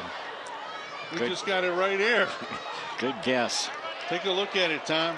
Yeah, and the big thing there was he had a decent jump. Oops. I don't know. I'm sitting a little too close to the umpire here to say it, but great call. If there was replay, I think we've already had 2 calls overturned in this game. We want to take a look at that one more time, Dougie, when you get a chance. They just walked this guy, but I don't know if we can come back and get it. I'd like you at home, if we can get this play at third, you make the call. Is he out or is he safe? And I'll tell you, from up here, I didn't see it, but you could see his foot just lift up in the air, and he's never on the base yet. His foot went right above the base, and they tagged him out. And the weird thing was, nobody from John Hay even looked like they complained at all, nothing. Well, it was so close, I don't think they would have overturned it anyway. Well, that's the thing. We don't have replay. That's true. That is true. But you don't mind, you know, we know that umpires are going to sometimes not get the correct call. They're human. But if they're in position, then you're okay with it. It's when they're not in position. So John Hay now finds himself with an infield in position, second and third, as Rudy walked and moved up. So now you're back to the top of the order. And last time Paul Farmer came up with a big hit, and he's going to line one right. Oh, right off the glove. Here comes one run. Thought he had it. It was hit like a shot. But Paul Farmer found a way to bring two more in. A 3-base error there. That one's going to hurt a little bit. They were going to get run anyway, but who knows? That one might have been knuckling. That was hit on a line. That's a hard play. Oh, my God. And they had him positioned perfectly. Think the sun got in his eyes out there? Well, the sun is out now. Yep. Sun is definitely out. But you can almost see the glove move on him a little bit. There it is, base hit. And John Carlos Vega picks up another hit today and another RBI. So now Rhodes has extended it to 7-3, and here comes their manager, Ronald Sadler. And one of his keys was he wanted that confidence, and that's not going to help when you have errors like that. It looks like they're going to make the change and go to Sebring right now already. Yeah, they are. Which is a shame because Jackson was pitching well. Just a couple walks in the one inning and a couple of missed plays, and he wasn't afraid to pull him. But Sebring is a tough pitcher too. We faced him before. Well, again, we talked to the manager before the game and had asked him if he brings in a relief pitcher, you know, what is his views? So we had a chance to catch up with Ronald Sadler about his views of his relief pitcher today, Alex Sebring. My relief pitcher is number 7, Alex Sebring. And for Alex Sebring to be successful this afternoon, he needs to once again command his fastball and work his off-speed pitches inside and outside. And you know, it's odd that Colin mentioned about earlier about the girl with the perfect game. And I know that Tom doesn't want this mentioned, but credit has to be given because when you talk about history here at Progressive Field, 1 year ago, the Rhodes, was it 1 year or 2 years? Two years ago. Feels like yesterday, but 2. History was made where a young man by the name of Juan Perez tossed a perfect game against the Lincoln West Wolverines. And Coach Cass, I know it, but you got to tip your hat to a young man when they can throw that kind of a game. You know, you got to give them credit because you're talking no walks, no errors, everything goes perfect. And I'm sure there were some plays that they made in that game that probably saved him with games that could have been a hit that weren't. But that's something that Juan Perez will remember for the rest of his life. I was the first young man to throw a perfect game at Progressive Field. Yeah, we like to make people into memorable moments. We did the same thing with Mr. Mazer a few years ago when he hit the home run out of here during the championship game. Yeah, I remember that. Yeah, Matt was me too. But also on the, you talk about memories and things that are so important. You had a young man by the name of Brian Ruiz, you know, and Bobby DiBiase always talked about an RBI kid finally making it big, you know, and here's a kid that went to pro ball. And he was actually in that game. We were talking about maybe Brian would be the one hitting one out, and then Mazer hit one out on us. So John Hay now trails 7-3, still nobody out, and they've been trying to avoid the big inning. So right now they're being challenged. They need to regroup, keep their focus.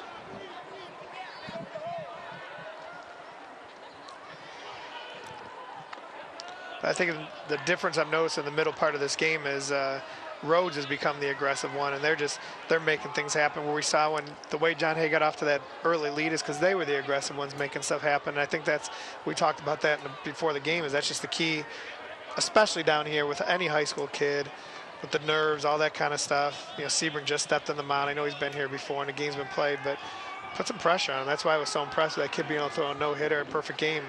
You know, you figure somewhere he's going to make a mistake. Down the line, another hit for Rhodes. Here comes the run in, And they'll add and keep it on going. Frank Panza with his first hit of the game. And an RBI single as John Carlos Vega comes around to score to extend the lead to 8-3.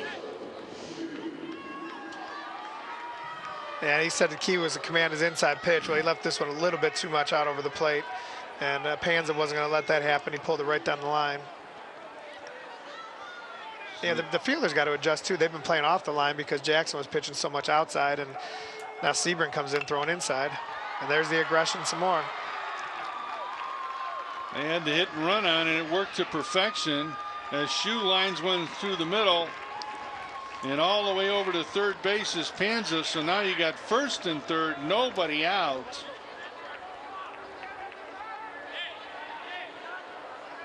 And now James Lindsay will come up to the plate. What are you thinking here, Coach? What's he talking to him about right here?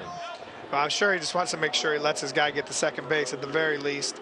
I don't know the way they've been swinging the bat. I don't know if he's even thinking about a bunt here, but at the very least, he's got to let his guy get to second base. He might have told him just to square up and slow down the catch a little bit, but I don't think they're throwing through anyway. So might have been talking about the next pitch more than this pitch.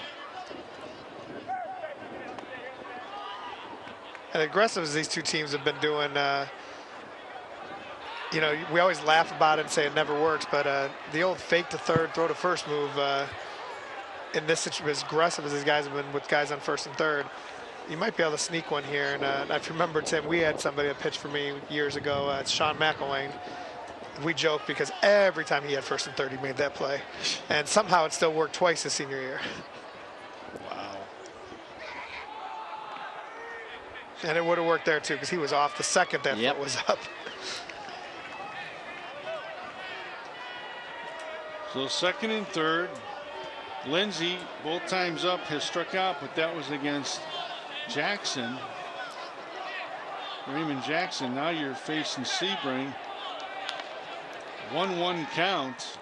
Again, the infield is in. They're trying to cut off the play here. And he squared up, and Coach McConnell was yelling down, no, swing, swing. He wants him to be aggressive. So 1-2, nobody out. You see it right there. Rhodes out in front. Defending champs look like they're on a good stall to come back and get it again. And Lindsay will take another one looking. And this will definitely go down as one of his days that he said, hey, it didn't work for me. You know what? The score holds up. He might not care too much. You got that right. So now Carlos Vasquez, he's doubled and scored, flew out to center. He's been putting the bat on the ball.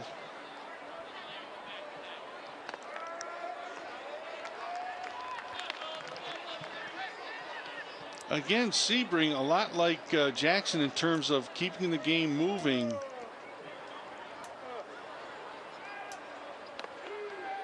He's starting to get a little feel for his curveball. He had that strikeout on the curveball, just threw a nice one there. And the difference for him is he didn't even get to really warm up. I mean, he's been playing shortstop the whole game. He never went out to warm up, and he just came in cold. So he might just now be getting into a groove. Popped it straight up. First baseman in foul territory makes the catch. So that's a big out. Now you got two down.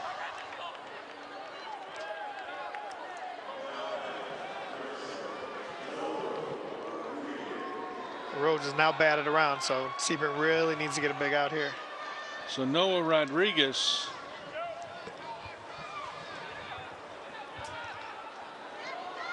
he has walked both times, or correction. There's the ground ball right back.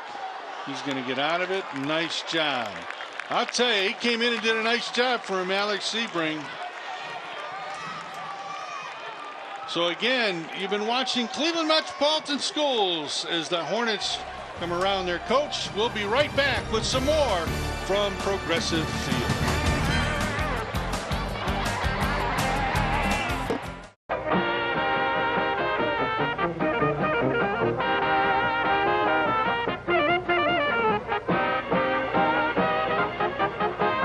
Find out who stole the Kishka on the Polka Train with host Don Gorski.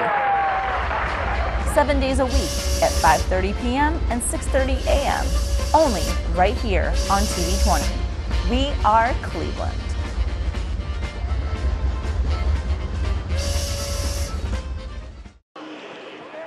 Welcome back to Progressive Field. As you can see, the James Ford Road Rams are out 8-3 here, and we are in the top of the 5th. They're the defending champs. John Hay with the early lead, but again, they have fallen behind, so they're going to need to rally. And leading off for John Hay is Ian Easton, and he did exactly, and another shot, and Lindsay again comes up with a nice catch. Those are hard to take. My Lord, my Lord. He couldn't have hit it much better, just the wrong spot. Ain't nothing you can say to him when they hit him like that. Outfielder again. 2 hands backing it up. Good play. Now the shortstop, Raymond Jackson. He's been on base twice. He would love to get this thing started for the Hornets. But right now, you have to tip your hat to Rudy Rodriguez. He's kind of settled in here a little bit. Base hit up the middle. So Rudy's on. So John Hay, they'll match him in hits so far. But that's not the one that counts the most. And now it'll be up to Alex Sebring, the pitcher. And Alex has been hitting everything over to second base so far today. Ground out in the pop out. Base hit through the hole. They're going to hold him right there. So 2 on, 1 out. And Seth Allen, the catcher. He's 0 for 2. He's popped out to short, flied out to center. So he's put the bat on the ball. Nothing to show for it.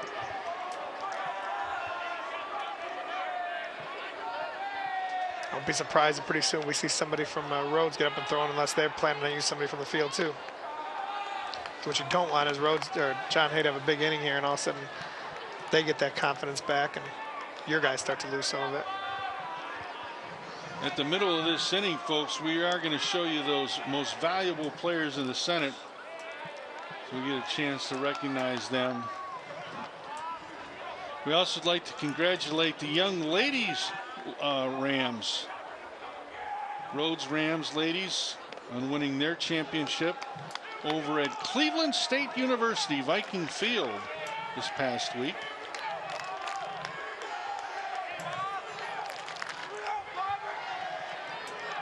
And the Rhodes fans have shown up, and they're feeling it. There's the bunt. It's a nice one. Could be trouble. He's out. It's a nice scoop. Here's the throw. They get the run in, but a nice play by the first baseman, and a good call by Chris Jacobs.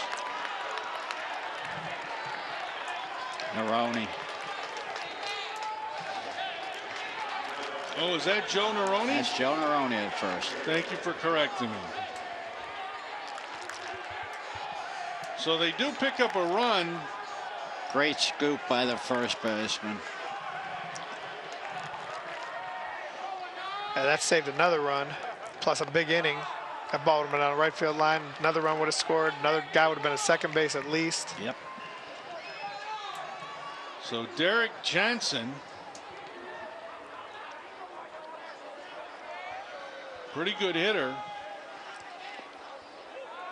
He'll take one inside. 2-0. I'm a little surprised that they were even bunting there with 1 out in the middle part of the lineup, but they did get a run out of it. And the sprinklers have decided to join us today. Oh, absolutely. And the good thing is that they seem to be wetting down the warning track. Wall, right. That's a good thing.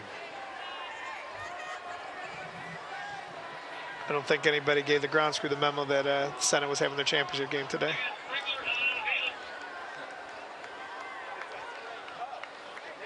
I blame Carlitos. I would just tell him, play on. If they hit it out there, we'll deal with it. That's Edwin. Edwin had him turn him on just to annoy everybody. Right, Edwin? Well, I said it would be an unusual situation that would happen. You did. I mean, we've seen squirrels run across the field here in Major League games.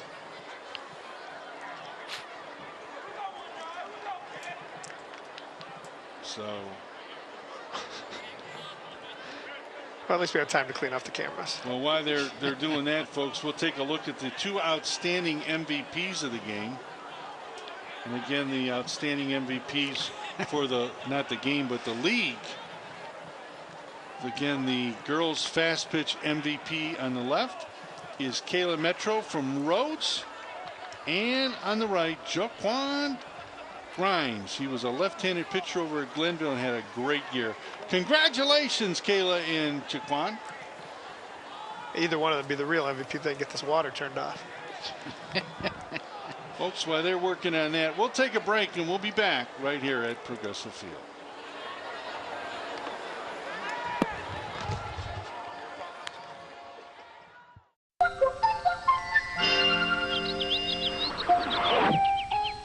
Superman, man, am I glad to see you. What are you doing on this deserted road? Some guys from school drove out here and we're going to start fooling around with drugs. When I told them all drugs do is mess up your head and get you in a lot of trouble, they kicked me out of the van and drove off. You're right not to get involved in the drug scene. Nobody with any sense wants any part of it. How do I get home? That's no problem at all. So the sprinklers are off. We're back in play. We are in the 5th inning with 2 outs. 2-0 count on Johnson. He hits a ground ball to short. Here's the throw. He's in there. So an error by Rhodes, the shortstop, John Carlos Vega, who's usually pretty steady.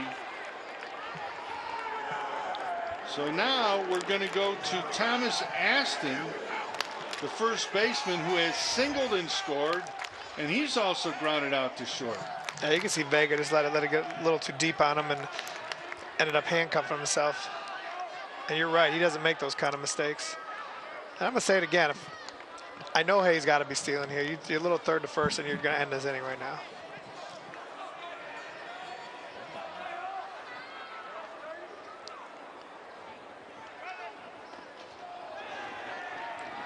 And I think somebody missed a sign there because Coach Sadler doesn't look happy. That hitter did not look like that was a real swing. That looked more like a cover swing, if anything.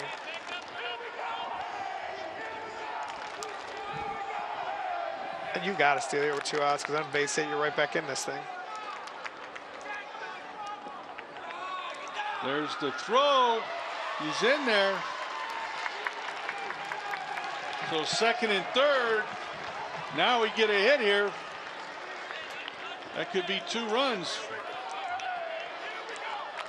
Thomas Aston, 1-1 count. John Hay, 2 runners in scoring position. Way outside. Good job by Shu again, though, to go out there. Make sure he saves a run. But one thing that and again, I don't know if this is just, rookie head coach and or if it's just the player not listening, but you got to have a nice secondary lead down at third base because that ball skips away. You're going to get a run. He's getting maybe 1 extra step off third base. Get yourself down the line, put a little pressure on the catcher. If that ball just skips just even a little bit with 2 outs, you got to try to steal a run here. Absolutely. And Sebring's an aggressive player too, so I'm surprised he's not bouncing off more. Pitcher's not going to throw over to third base. I mean, get yourself a nice lead, get a good secondary, walking, and full count.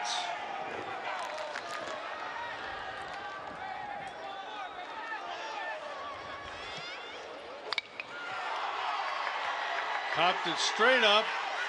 Second baseman with the catch. Carlos Vasquez ends the inning.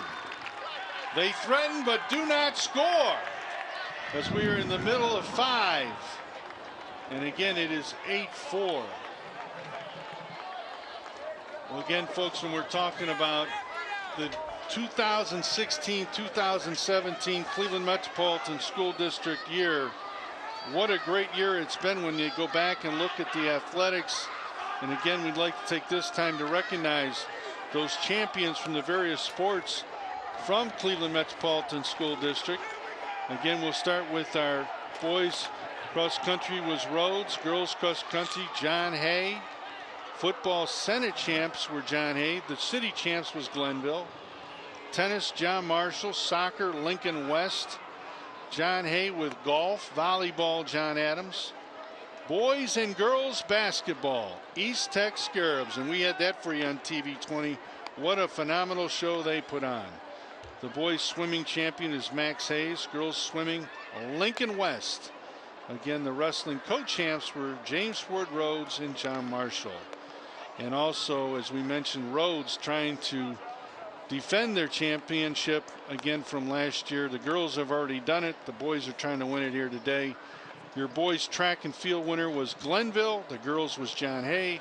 And rounding it out with the tennis program was Martin Luther King Jr. And again, all those, a lot of programs that took place this year out of the Cleveland Metropolitan Schools.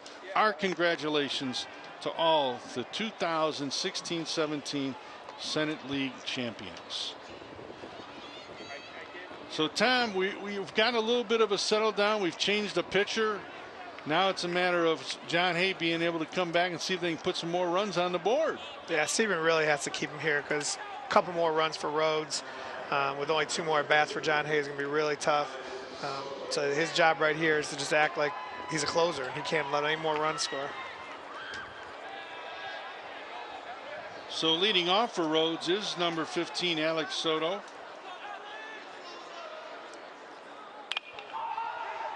He's going to pop the first one straight up, foul territory. And the coach is trying to get it to go foul, and I think it hit our microphone over there. It sure sounded and looked that way. It sure did. I'm hoping it's still working. I don't know, it looked like something shattered into pieces. And they're picking up pieces. So something broke. So 0-1 count. Again, Alex Soto, sophomore. And again, he is the only sophomore in the starting lineup for Rhodes.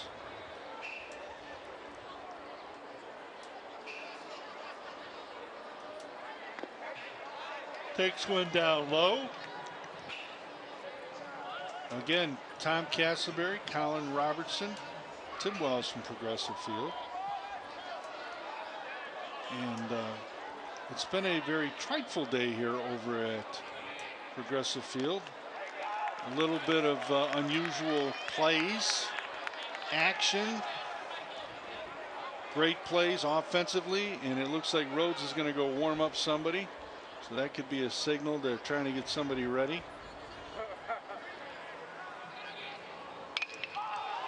Foul ball back in the stands. Yeah, you only got 6 outs to get. You don't want to mess around and all of a sudden Hay comes out and loads up the bases early and nobody's ready. Because we saw it took Sebring a little bit to get loose and get warmed up and get a feel for it.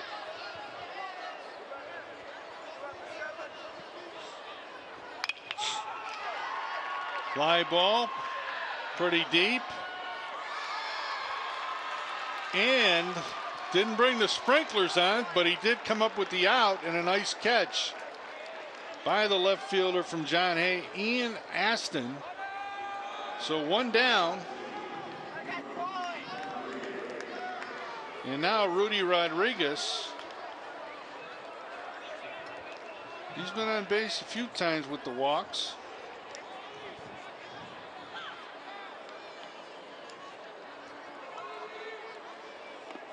He's done his part as far as keeping his team in the game. Had a rough start in the beginning, but he seemed to settle down.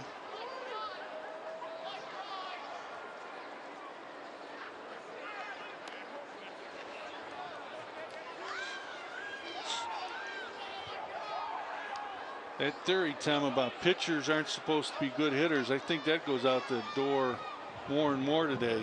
Yeah, especially in high school, because a lot of your pitchers are your best players anyway. I mean, you just saw what happened with Sebring and Jackson for John Hay. All they did was swap position at shortstop and pitcher, so their two best players both pitch. And they're also their middle of the lineup hitters. 3-0 count. And again, Rudy Rodriguez will walk. And that'll add some years to Coach Sadler's coaching with 3 walks to the number 9 hitter. And I was just going to say, and they did this against us last year too, is they're going to pinch run for Rodriguez here. So they're bringing in number 6 from Rhodes to run, and that's Yadiel Sanchez. And again, he's a junior, also a Merit Row student over at Rhodes. And now the one guy I would not want to see up with a guy on base is Paul Farmer. He's had a pretty good day. He has singled. He had a 3-base error, although that was a bullet hit to that right fielder. So he's 1 for 3, but he's been able to drive in a couple runs twice now, which has given Rhodes that lead. And a beaned him. First guy hit by a pitch today. So Sebring is dealing with danger here, because now you're going to bring up John Carlos Vega. He's 2 for 2, also with a sacrifice fly. Yeah, putting 2 free guys on right in front of your opposing team's best hitters is not the best idea. Not good. Not good.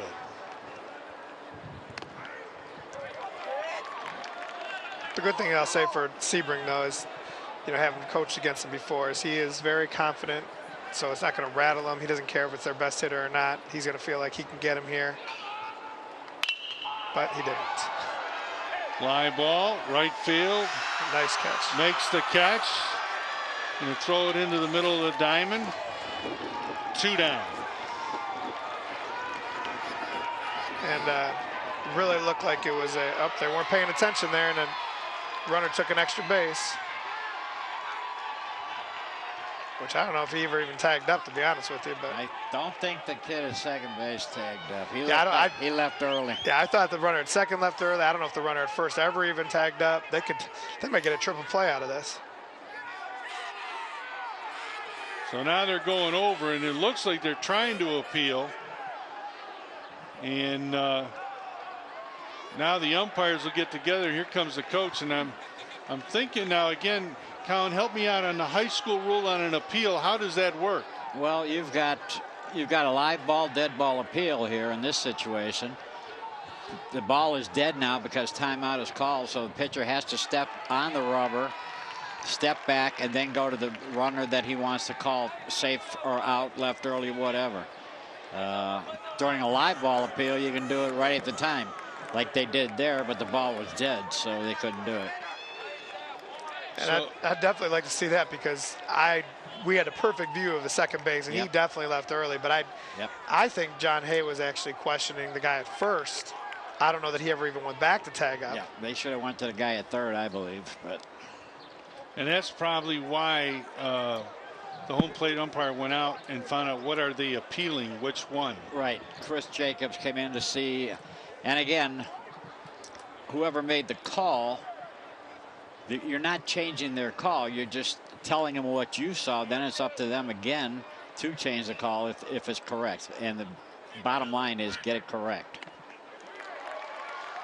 So for the common one that's watching baseball and doesn't understand live ball, dead ball, Colin, can you kind of explain what the dead ball and live ball thing is? Yeah, live ball is the ball's in play at all times. In baseball, you usually don't call timeout on every play. Like in softball they do, but baseball, and he couldn't get to it. So here comes 2 more runs. They'll score. And now they extend the lead to 10. And they also pick up their 8th hit of the ball game. And Colin, go back to talking about the dead ball live ball. Yeah, the live ball, the ball's alive at all times. You never, umpires don't call timeout on every play that there's a play made. You'll see outfielders running in yelling timeout, timeout. You don't have to give them timeout. So that ball remains alive. You can go to the base that the runner left early and tag the base or the runner that left early. The dead ball has to be appealed with the pitcher on the rubber, stepping off and throwing to a base, or tagging the runner that's on the base. That's the only difference there. So a dead ball means that the play was over, everything's dead. Right. We're picking it up then. Right. Okay. Base hit. That guy at third, he's had a heck of a night over there. Oh my. Base hit. Moves up on the throw. And Rhodes has got John Hay rattled right now. Yeah, and that was actually a mistake by Rhodes. It turned into something good because he was being held at second base. He ran right through it. They throw the ball, bounces away, a little error on the play. And the errors are starting to pile up, and we said both coaches were talking about how important that was, and the ball pops away a little bit. Right. So Rhodes has got Joey Bresnan, the short sophomore, coming to run in as the courtesy runner for the catcher. Yeah, high school rule is you can run for the catcher with 2 outs. It has to be a player that's not in the game as of yet.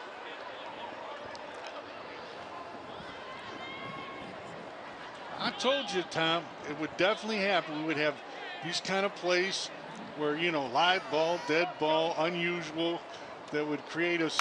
Oh, my Lord. Oh, no. That might go for Lindsey got a hold of one.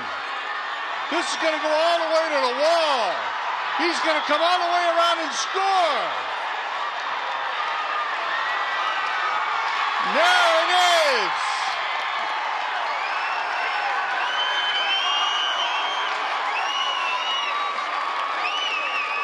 Oh, my.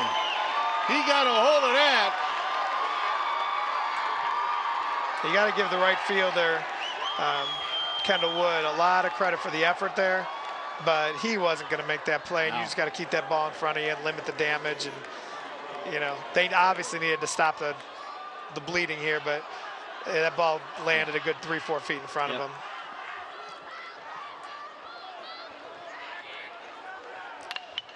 Ground ball to short. Jackson over, and he can't pick it up. And right now you're seeing that confidence thing that they were talking about. Jackson just kind of short-armed there, and he's too good a player for that. But he just might be seeing his season, his high school career coming to an end, and just that confidence level falling apart a little bit. And that's what somebody on the team's got to step up and say, hey, it's a beautiful thing. It's not basketball. Time's not going to run out on you. So now Noah Rodriguez, still 2 outs. And now coming in to run is number 2 for Rhodes. That's Antonio Rivas, the shortstop, merit roll student. But not a shortstop, a sophomore. And he is a merit roll student. Likes the tribe and Derek Jeter.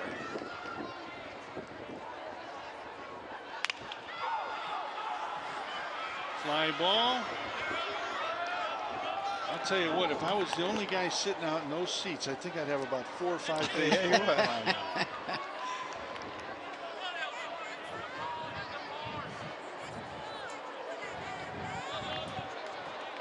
Cal come hunting you down because he wants him back down on the field. Absolutely. Oh, I'm sure.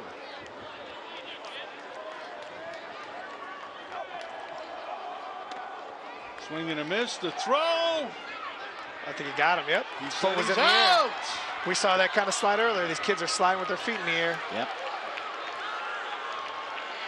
And again, thrown out by the catcher from John A. We'll take a look at it from you at home. There's the tag. Feet were up. Good call. Even though, you thought he was there before, but he did not get that foot on the bag. So they are up for 5 more runs. It's 13-4, all been Rhodes. And again, Tom, we were talking about, you know, the walks, the errors, the mistakes. And it's not been so much the walks. It's hurt him a little bit, but basically the errors have hurt him big time, John Hay. Yeah, you can't have that when you're playing the 2 top teams in the league, and you know, 1 error can sometimes do you in, but when you start talking about 3, 4 errors with another walk or with a hit batter, and things can snowball real quick. So we're in the top of the 6th inning. As you can see, we're looking at Rhodes getting ready on defense, and a new pitcher is in the game. It's number 13, Carlos Vasquez, and we had a chance to catch up to his coach about his views about his relief pitcher today, Carlos Vasquez. If Rudy happens to get in trouble today, our first relief pitcher will be Carlos Vasquez. He's a junior also. He's started here last year, the game here last year. He has a fastball and curveball, probably pitches in the mid-70s. I have every confidence in him, as well as I do Rudy. Go Rams. And folks, I want you to know we pre-taped that, so he did not know what the score was when he put this young man in. So he's got every right to feel good about his Rams right now as they lead 13-4. But again, when you're talking about pitching, it starts with the easiest thing. And you know, when you're talking about pitching, Tom, and we talk about getting that first pitch strike over, how important is that? I mean, it's the key to the whole at bat, because now you can do what you want to do instead of having to come back with a pitch that maybe the hitter wants. And especially in a situation like this, it's 13-4. I'm sure Coach McCollum told Vasquez before he went in, look, we're ahead 13-4, know the score, quit trying to make perfect pitches, get the ball over the plate, we don't need any walks, let them hit. If they hit and get batters on base that way, that's one thing, but the last thing you want to do is just give them some free ones and they get a little bit of that confidence back. And like John Hay could easily go out here and throw up 6 or 7, and there you see right down the middle of the plate, first pitch. Who cares? He hits it, no big deal. Well, here's one of the pleasant surprises today, Isidro Vila. Again, the young third baseman, 2 for 2 today, batting 9th, but he's been able to put the bat on the ball.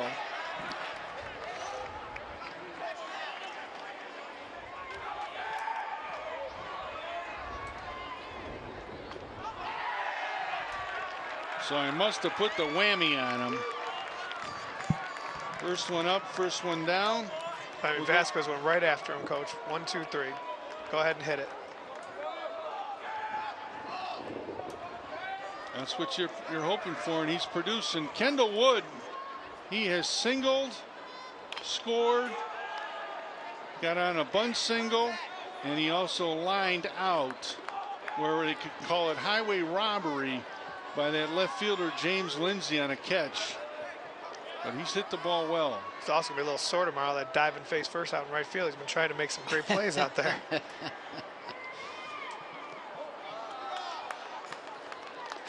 And see, that's where the catcher just, you got to know the score too. You're trying to call it curveball, breakball, just throw fastballs, mess around. Ground ball, good hop. No. He beat it out. That's some good hustle right there. Some good speed too, Coach. That was hit hard. No hesitation by Vega. One hopper and he beats it out. I don't know. Here we go. Time to pick on the umpires. There we go. They won't show it, Callan. They're holding it out. Thank you. See, before he was talking to the truck, I wonder what he was talking about. Oh, here we go. Here's the replay. It's about as bang as you can get. Yep. And you know, the old rule is everybody says, well, the tie goes to the runner. Do you know what a tie is? That's what you wear around your neck. A tie does not go to the runner. The rule book, you look in the rule book, it says he's either got to beat it or he doesn't beat it, and he's out. Well, I'll tell you what, the umps have worked today a little bit. They've had some bang plays almost at every base. Had an appeal. We had the sprinklers come on. Where's the squirrel? Oh.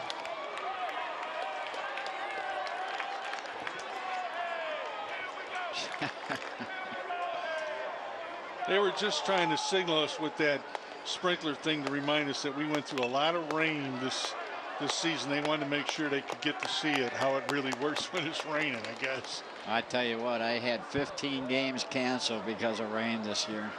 Wow. Yeah, that's a lot of games. And we're only in the middle of May. Right.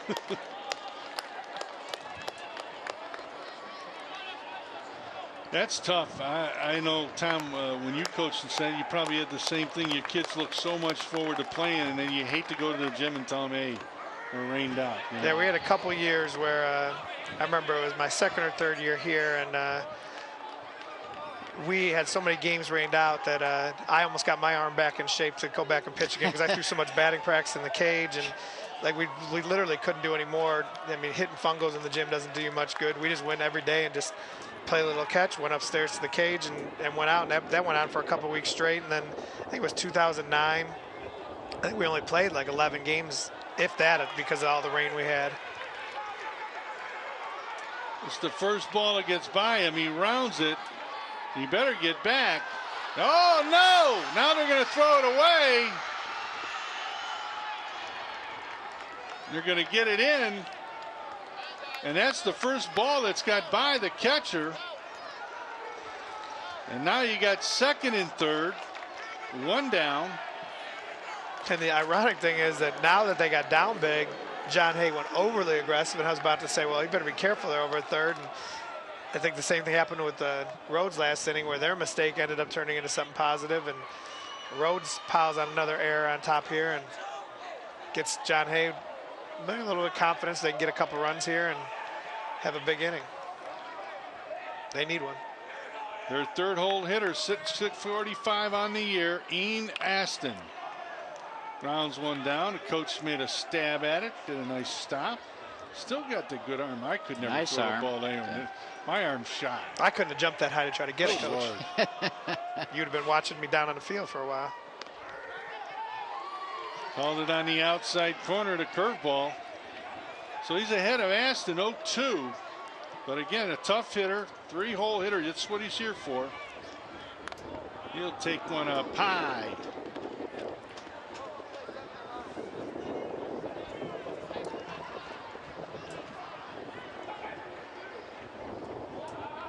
Another nice block by Shu. Yeah, that kid is doing a nice job behind the plate there.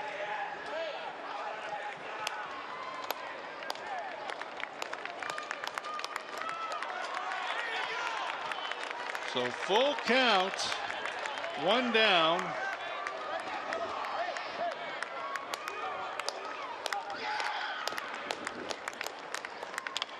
Ground ball, foul.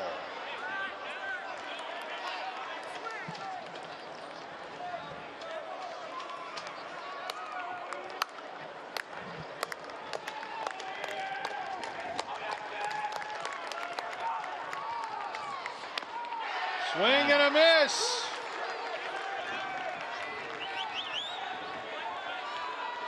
So Carlos Vega comes up with his first strikeout.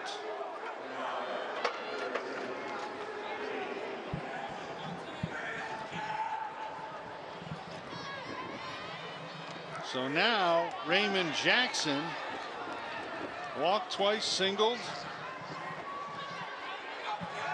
This is where you got to count on those guys that come through for you. He's going to hit a fly ball to right field, and that'll do it. So they leave two, but no runs. And again, give your hat off as they were able to come up with some tough outs. As they struck out Aston and also Vito. So at the middle of six, it's James Ford Rhodes. They're looking like 3 outs away from recapturing their crown.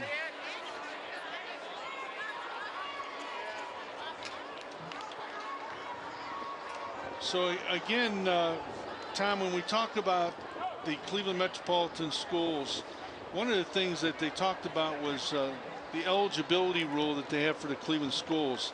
And I had heard that their eligibility rule is not the same. It's more stringent than it is at the normal high school level. Yeah, it started years ago, back when Barbara Bennett was in charge.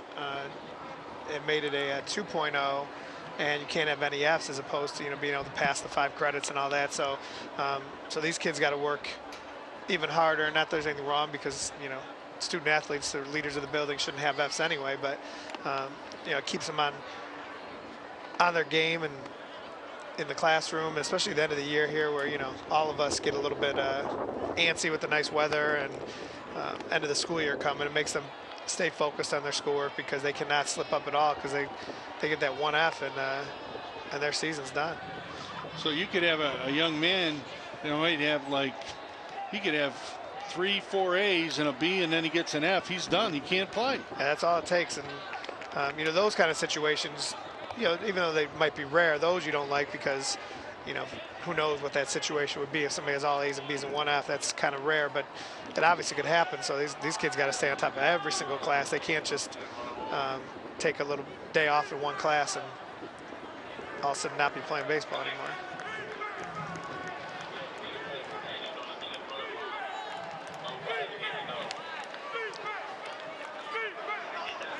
Okay, so we're going to go to the bottom of the 6th. And Rhodes 3 outs away.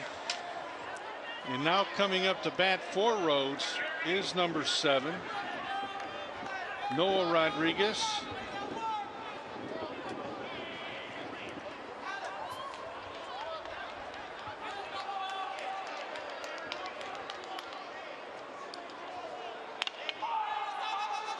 Pop up, second base, 1 down.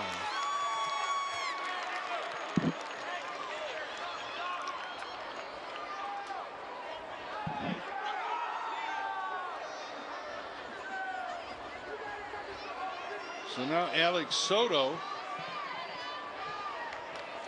he is fouled out, grounded out, singled, flew out. And putting the bat on the ball all day. Ground ball down third.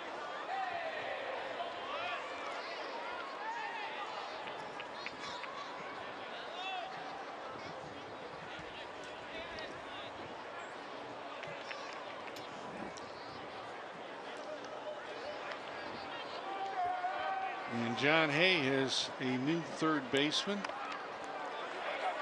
Looks like number 21, Waldemir Irizarry, is now playing third base for the Hornets.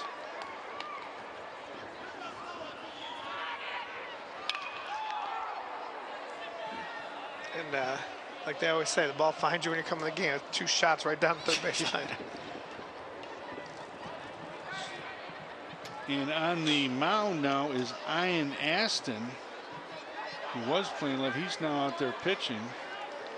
Unless we have, wait a minute now, let me make sure I mix this up. That's what I'm showing. Yep.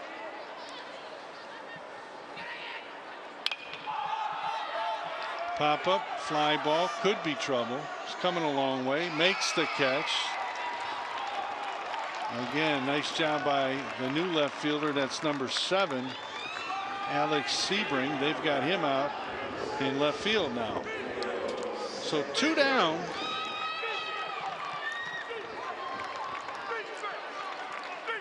And now it'll be Rudy Rodriguez.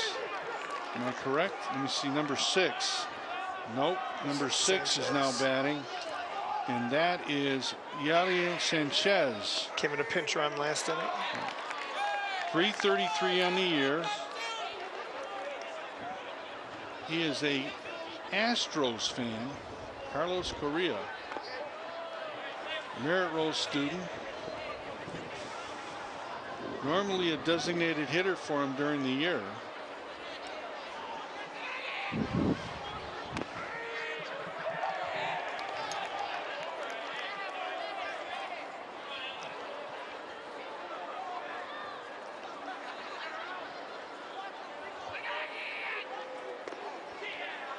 Just a little bit outside. 2-2 count, 2 outs, nobody on. We're at the bottom of the 6th. We will play 7. Ground ball. Over. Nice play. 1, 2, 3. So the Hornets will come up with one last chance. They need a huge inning, but the Rhodes Rams can count it down. They got 3 outs from repeating as defending champions in the Cleveland Metropolitan School baseball program. Colin, I'd like to take this time to thank you for being with us today. I know this is the first time you did this, and, I think you've done a tremendous job. And Tom, we've been doing this year after year on the Sandlots, but this is the first time up at the school thing. Yep, if you retire from the field, you move up to the booth. I guess that's a sign of old age here. And I don't know how you didn't congratulate me, because I made it through a whole championship game without arguing with an umpire, and he was sitting right next to me the whole time. It's early yet. It's not over yet. But yeah, now you get a flavor on what we were doing when you guys were down there coaching. Yeah. And Coach, let me tell you, when Morrison was working a couple times with us and he wasn't coaching with you, he almost predicted every move you were going to make. You weren't even walking, and he already said he's going to be out there.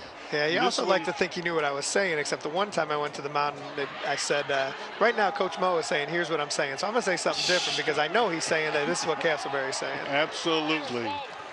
Got to keep him on his toes, too. Absolutely.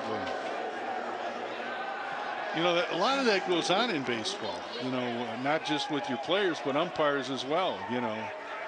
And I don't want to give away my hidden secrets, but one of the times is I'd go out and there'd be a call, and they think, here comes Tim, he's going to be arguing again. And I remember one time we were at Brookside, and I told the guy, I said, hey, I'm just coming out here to see if you want to meet for lunch after the game, that's all.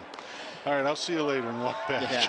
Yeah. Everybody thinks we're arguing. Well, everybody was afraid when you came out, because you didn't know if it was the hidden ball trick or what was going on after that. So we won't get into them stories. Absolutely not. I plead the fifth. And our special thanks to TV 20. They've been able to come back here, as well as Cleveland Indian Charities and the Cleveland Indians, providing our kids the opportunity to play here at Progressive Field. Again, the crew from TV 20 coming in your house. They do a great job all year long, providing opportunities for Cleveland kids to shine and show their skills right here on our channel.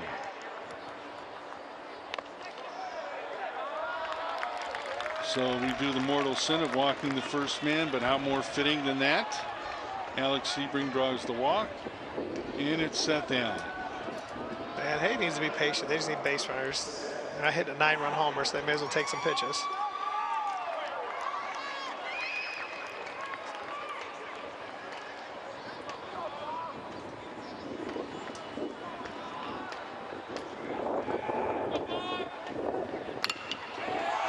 Hits it again.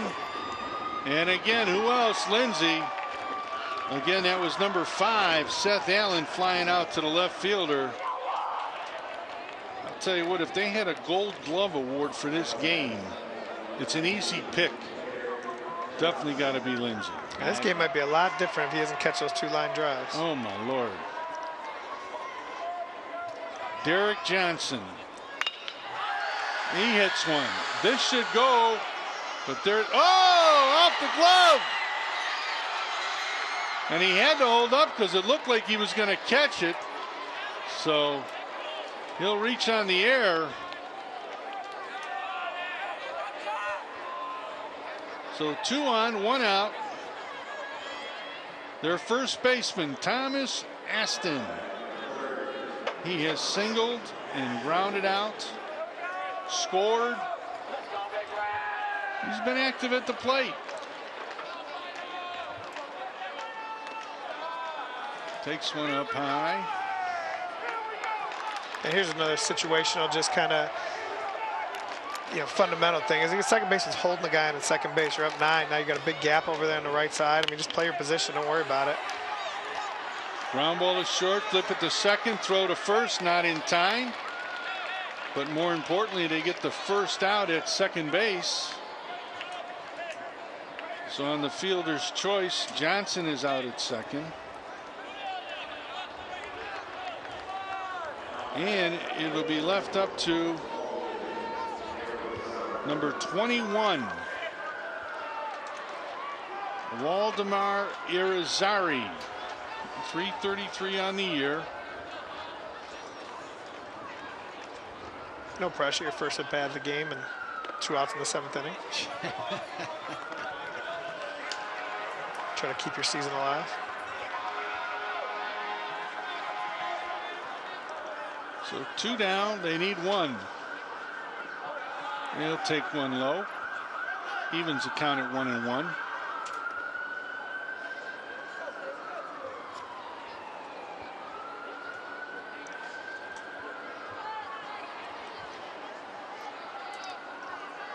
Again, Rhodes Rams looking to repeat. They are now 1 strike away from doing that, as Carlos Vasquez needs 1 more strike here to end it. He'll be throwing to his catcher, Joseph Shue.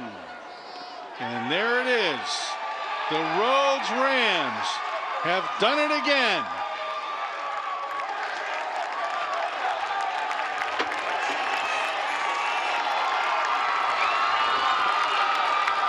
So again, there's some happy Rams in the house. Folks, stay with us, because when we come back, Joseph Wise will have both teams in the presentation of our awards.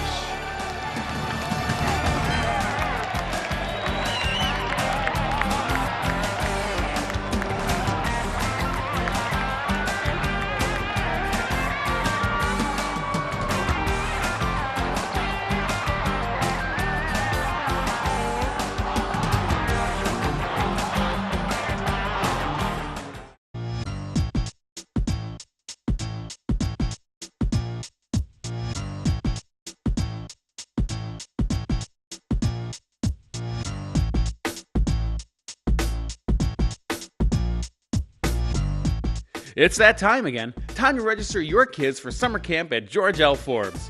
You must be a City of Cleveland resident between the ages of 9 and 13 and available for 1 free week of summer camp June through August. To register, bring proof of residency, age, and guardianship, up-to-date immunization records, and a copy of a physical to any City of Cleveland Recreation Center. For more info, call Camp Forbes at 216-263-5325. Again, that's 216-263-5325. And I'll see you at George L. Forbes this summer.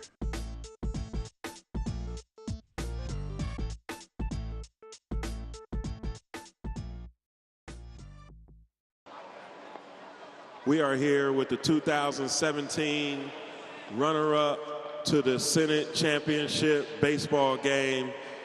John Hay Hornets, a great fight. You guys showed a lot of heart.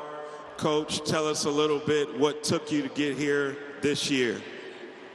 The boys put a lot of hard work into hitting in the cages, a lot of work outside on Saturdays and Sundays, a lot of effort focusing on the grades and things of that nature.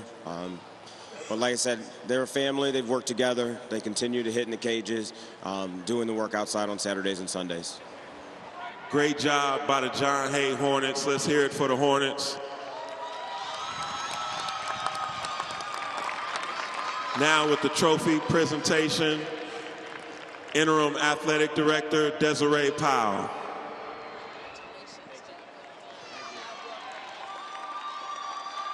Your 2017 runner-up Senate champions.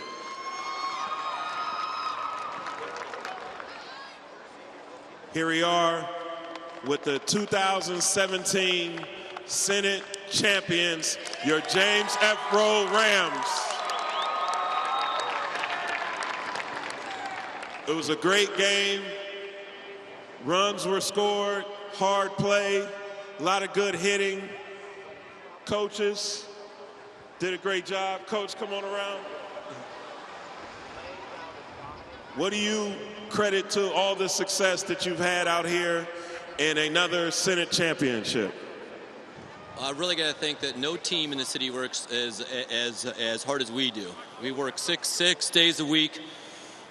Work hard every day with it. I don't think anyone puts the time we put in. Now we have a presentation To the program, James F. Rhodes, the Senate Director. Thanks, Joe. Appreciate it. We know this day was dedicated to Coach Gary, the years he's given us, and he's been a big asset to all the children, and we really appreciate all that he's done. And with his cousin here throwing out the first pitch, we appreciate that. The Zero, the AD, we appreciate that. So we thought we'd end the game with a presentation to Rhodes School. We have here a framed jersey for Coach Gary, which will go to the Rhodes High School to be placed in their building. So again, we thank you all for coming out today. So back to you, Joe. Thank you much.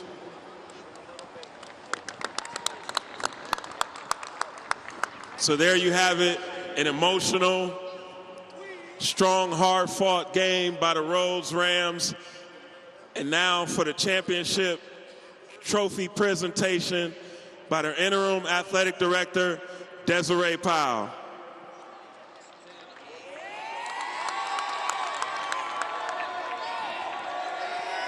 Ladies and gentlemen, your 2017 Senate baseball champions, James F. Rhodes.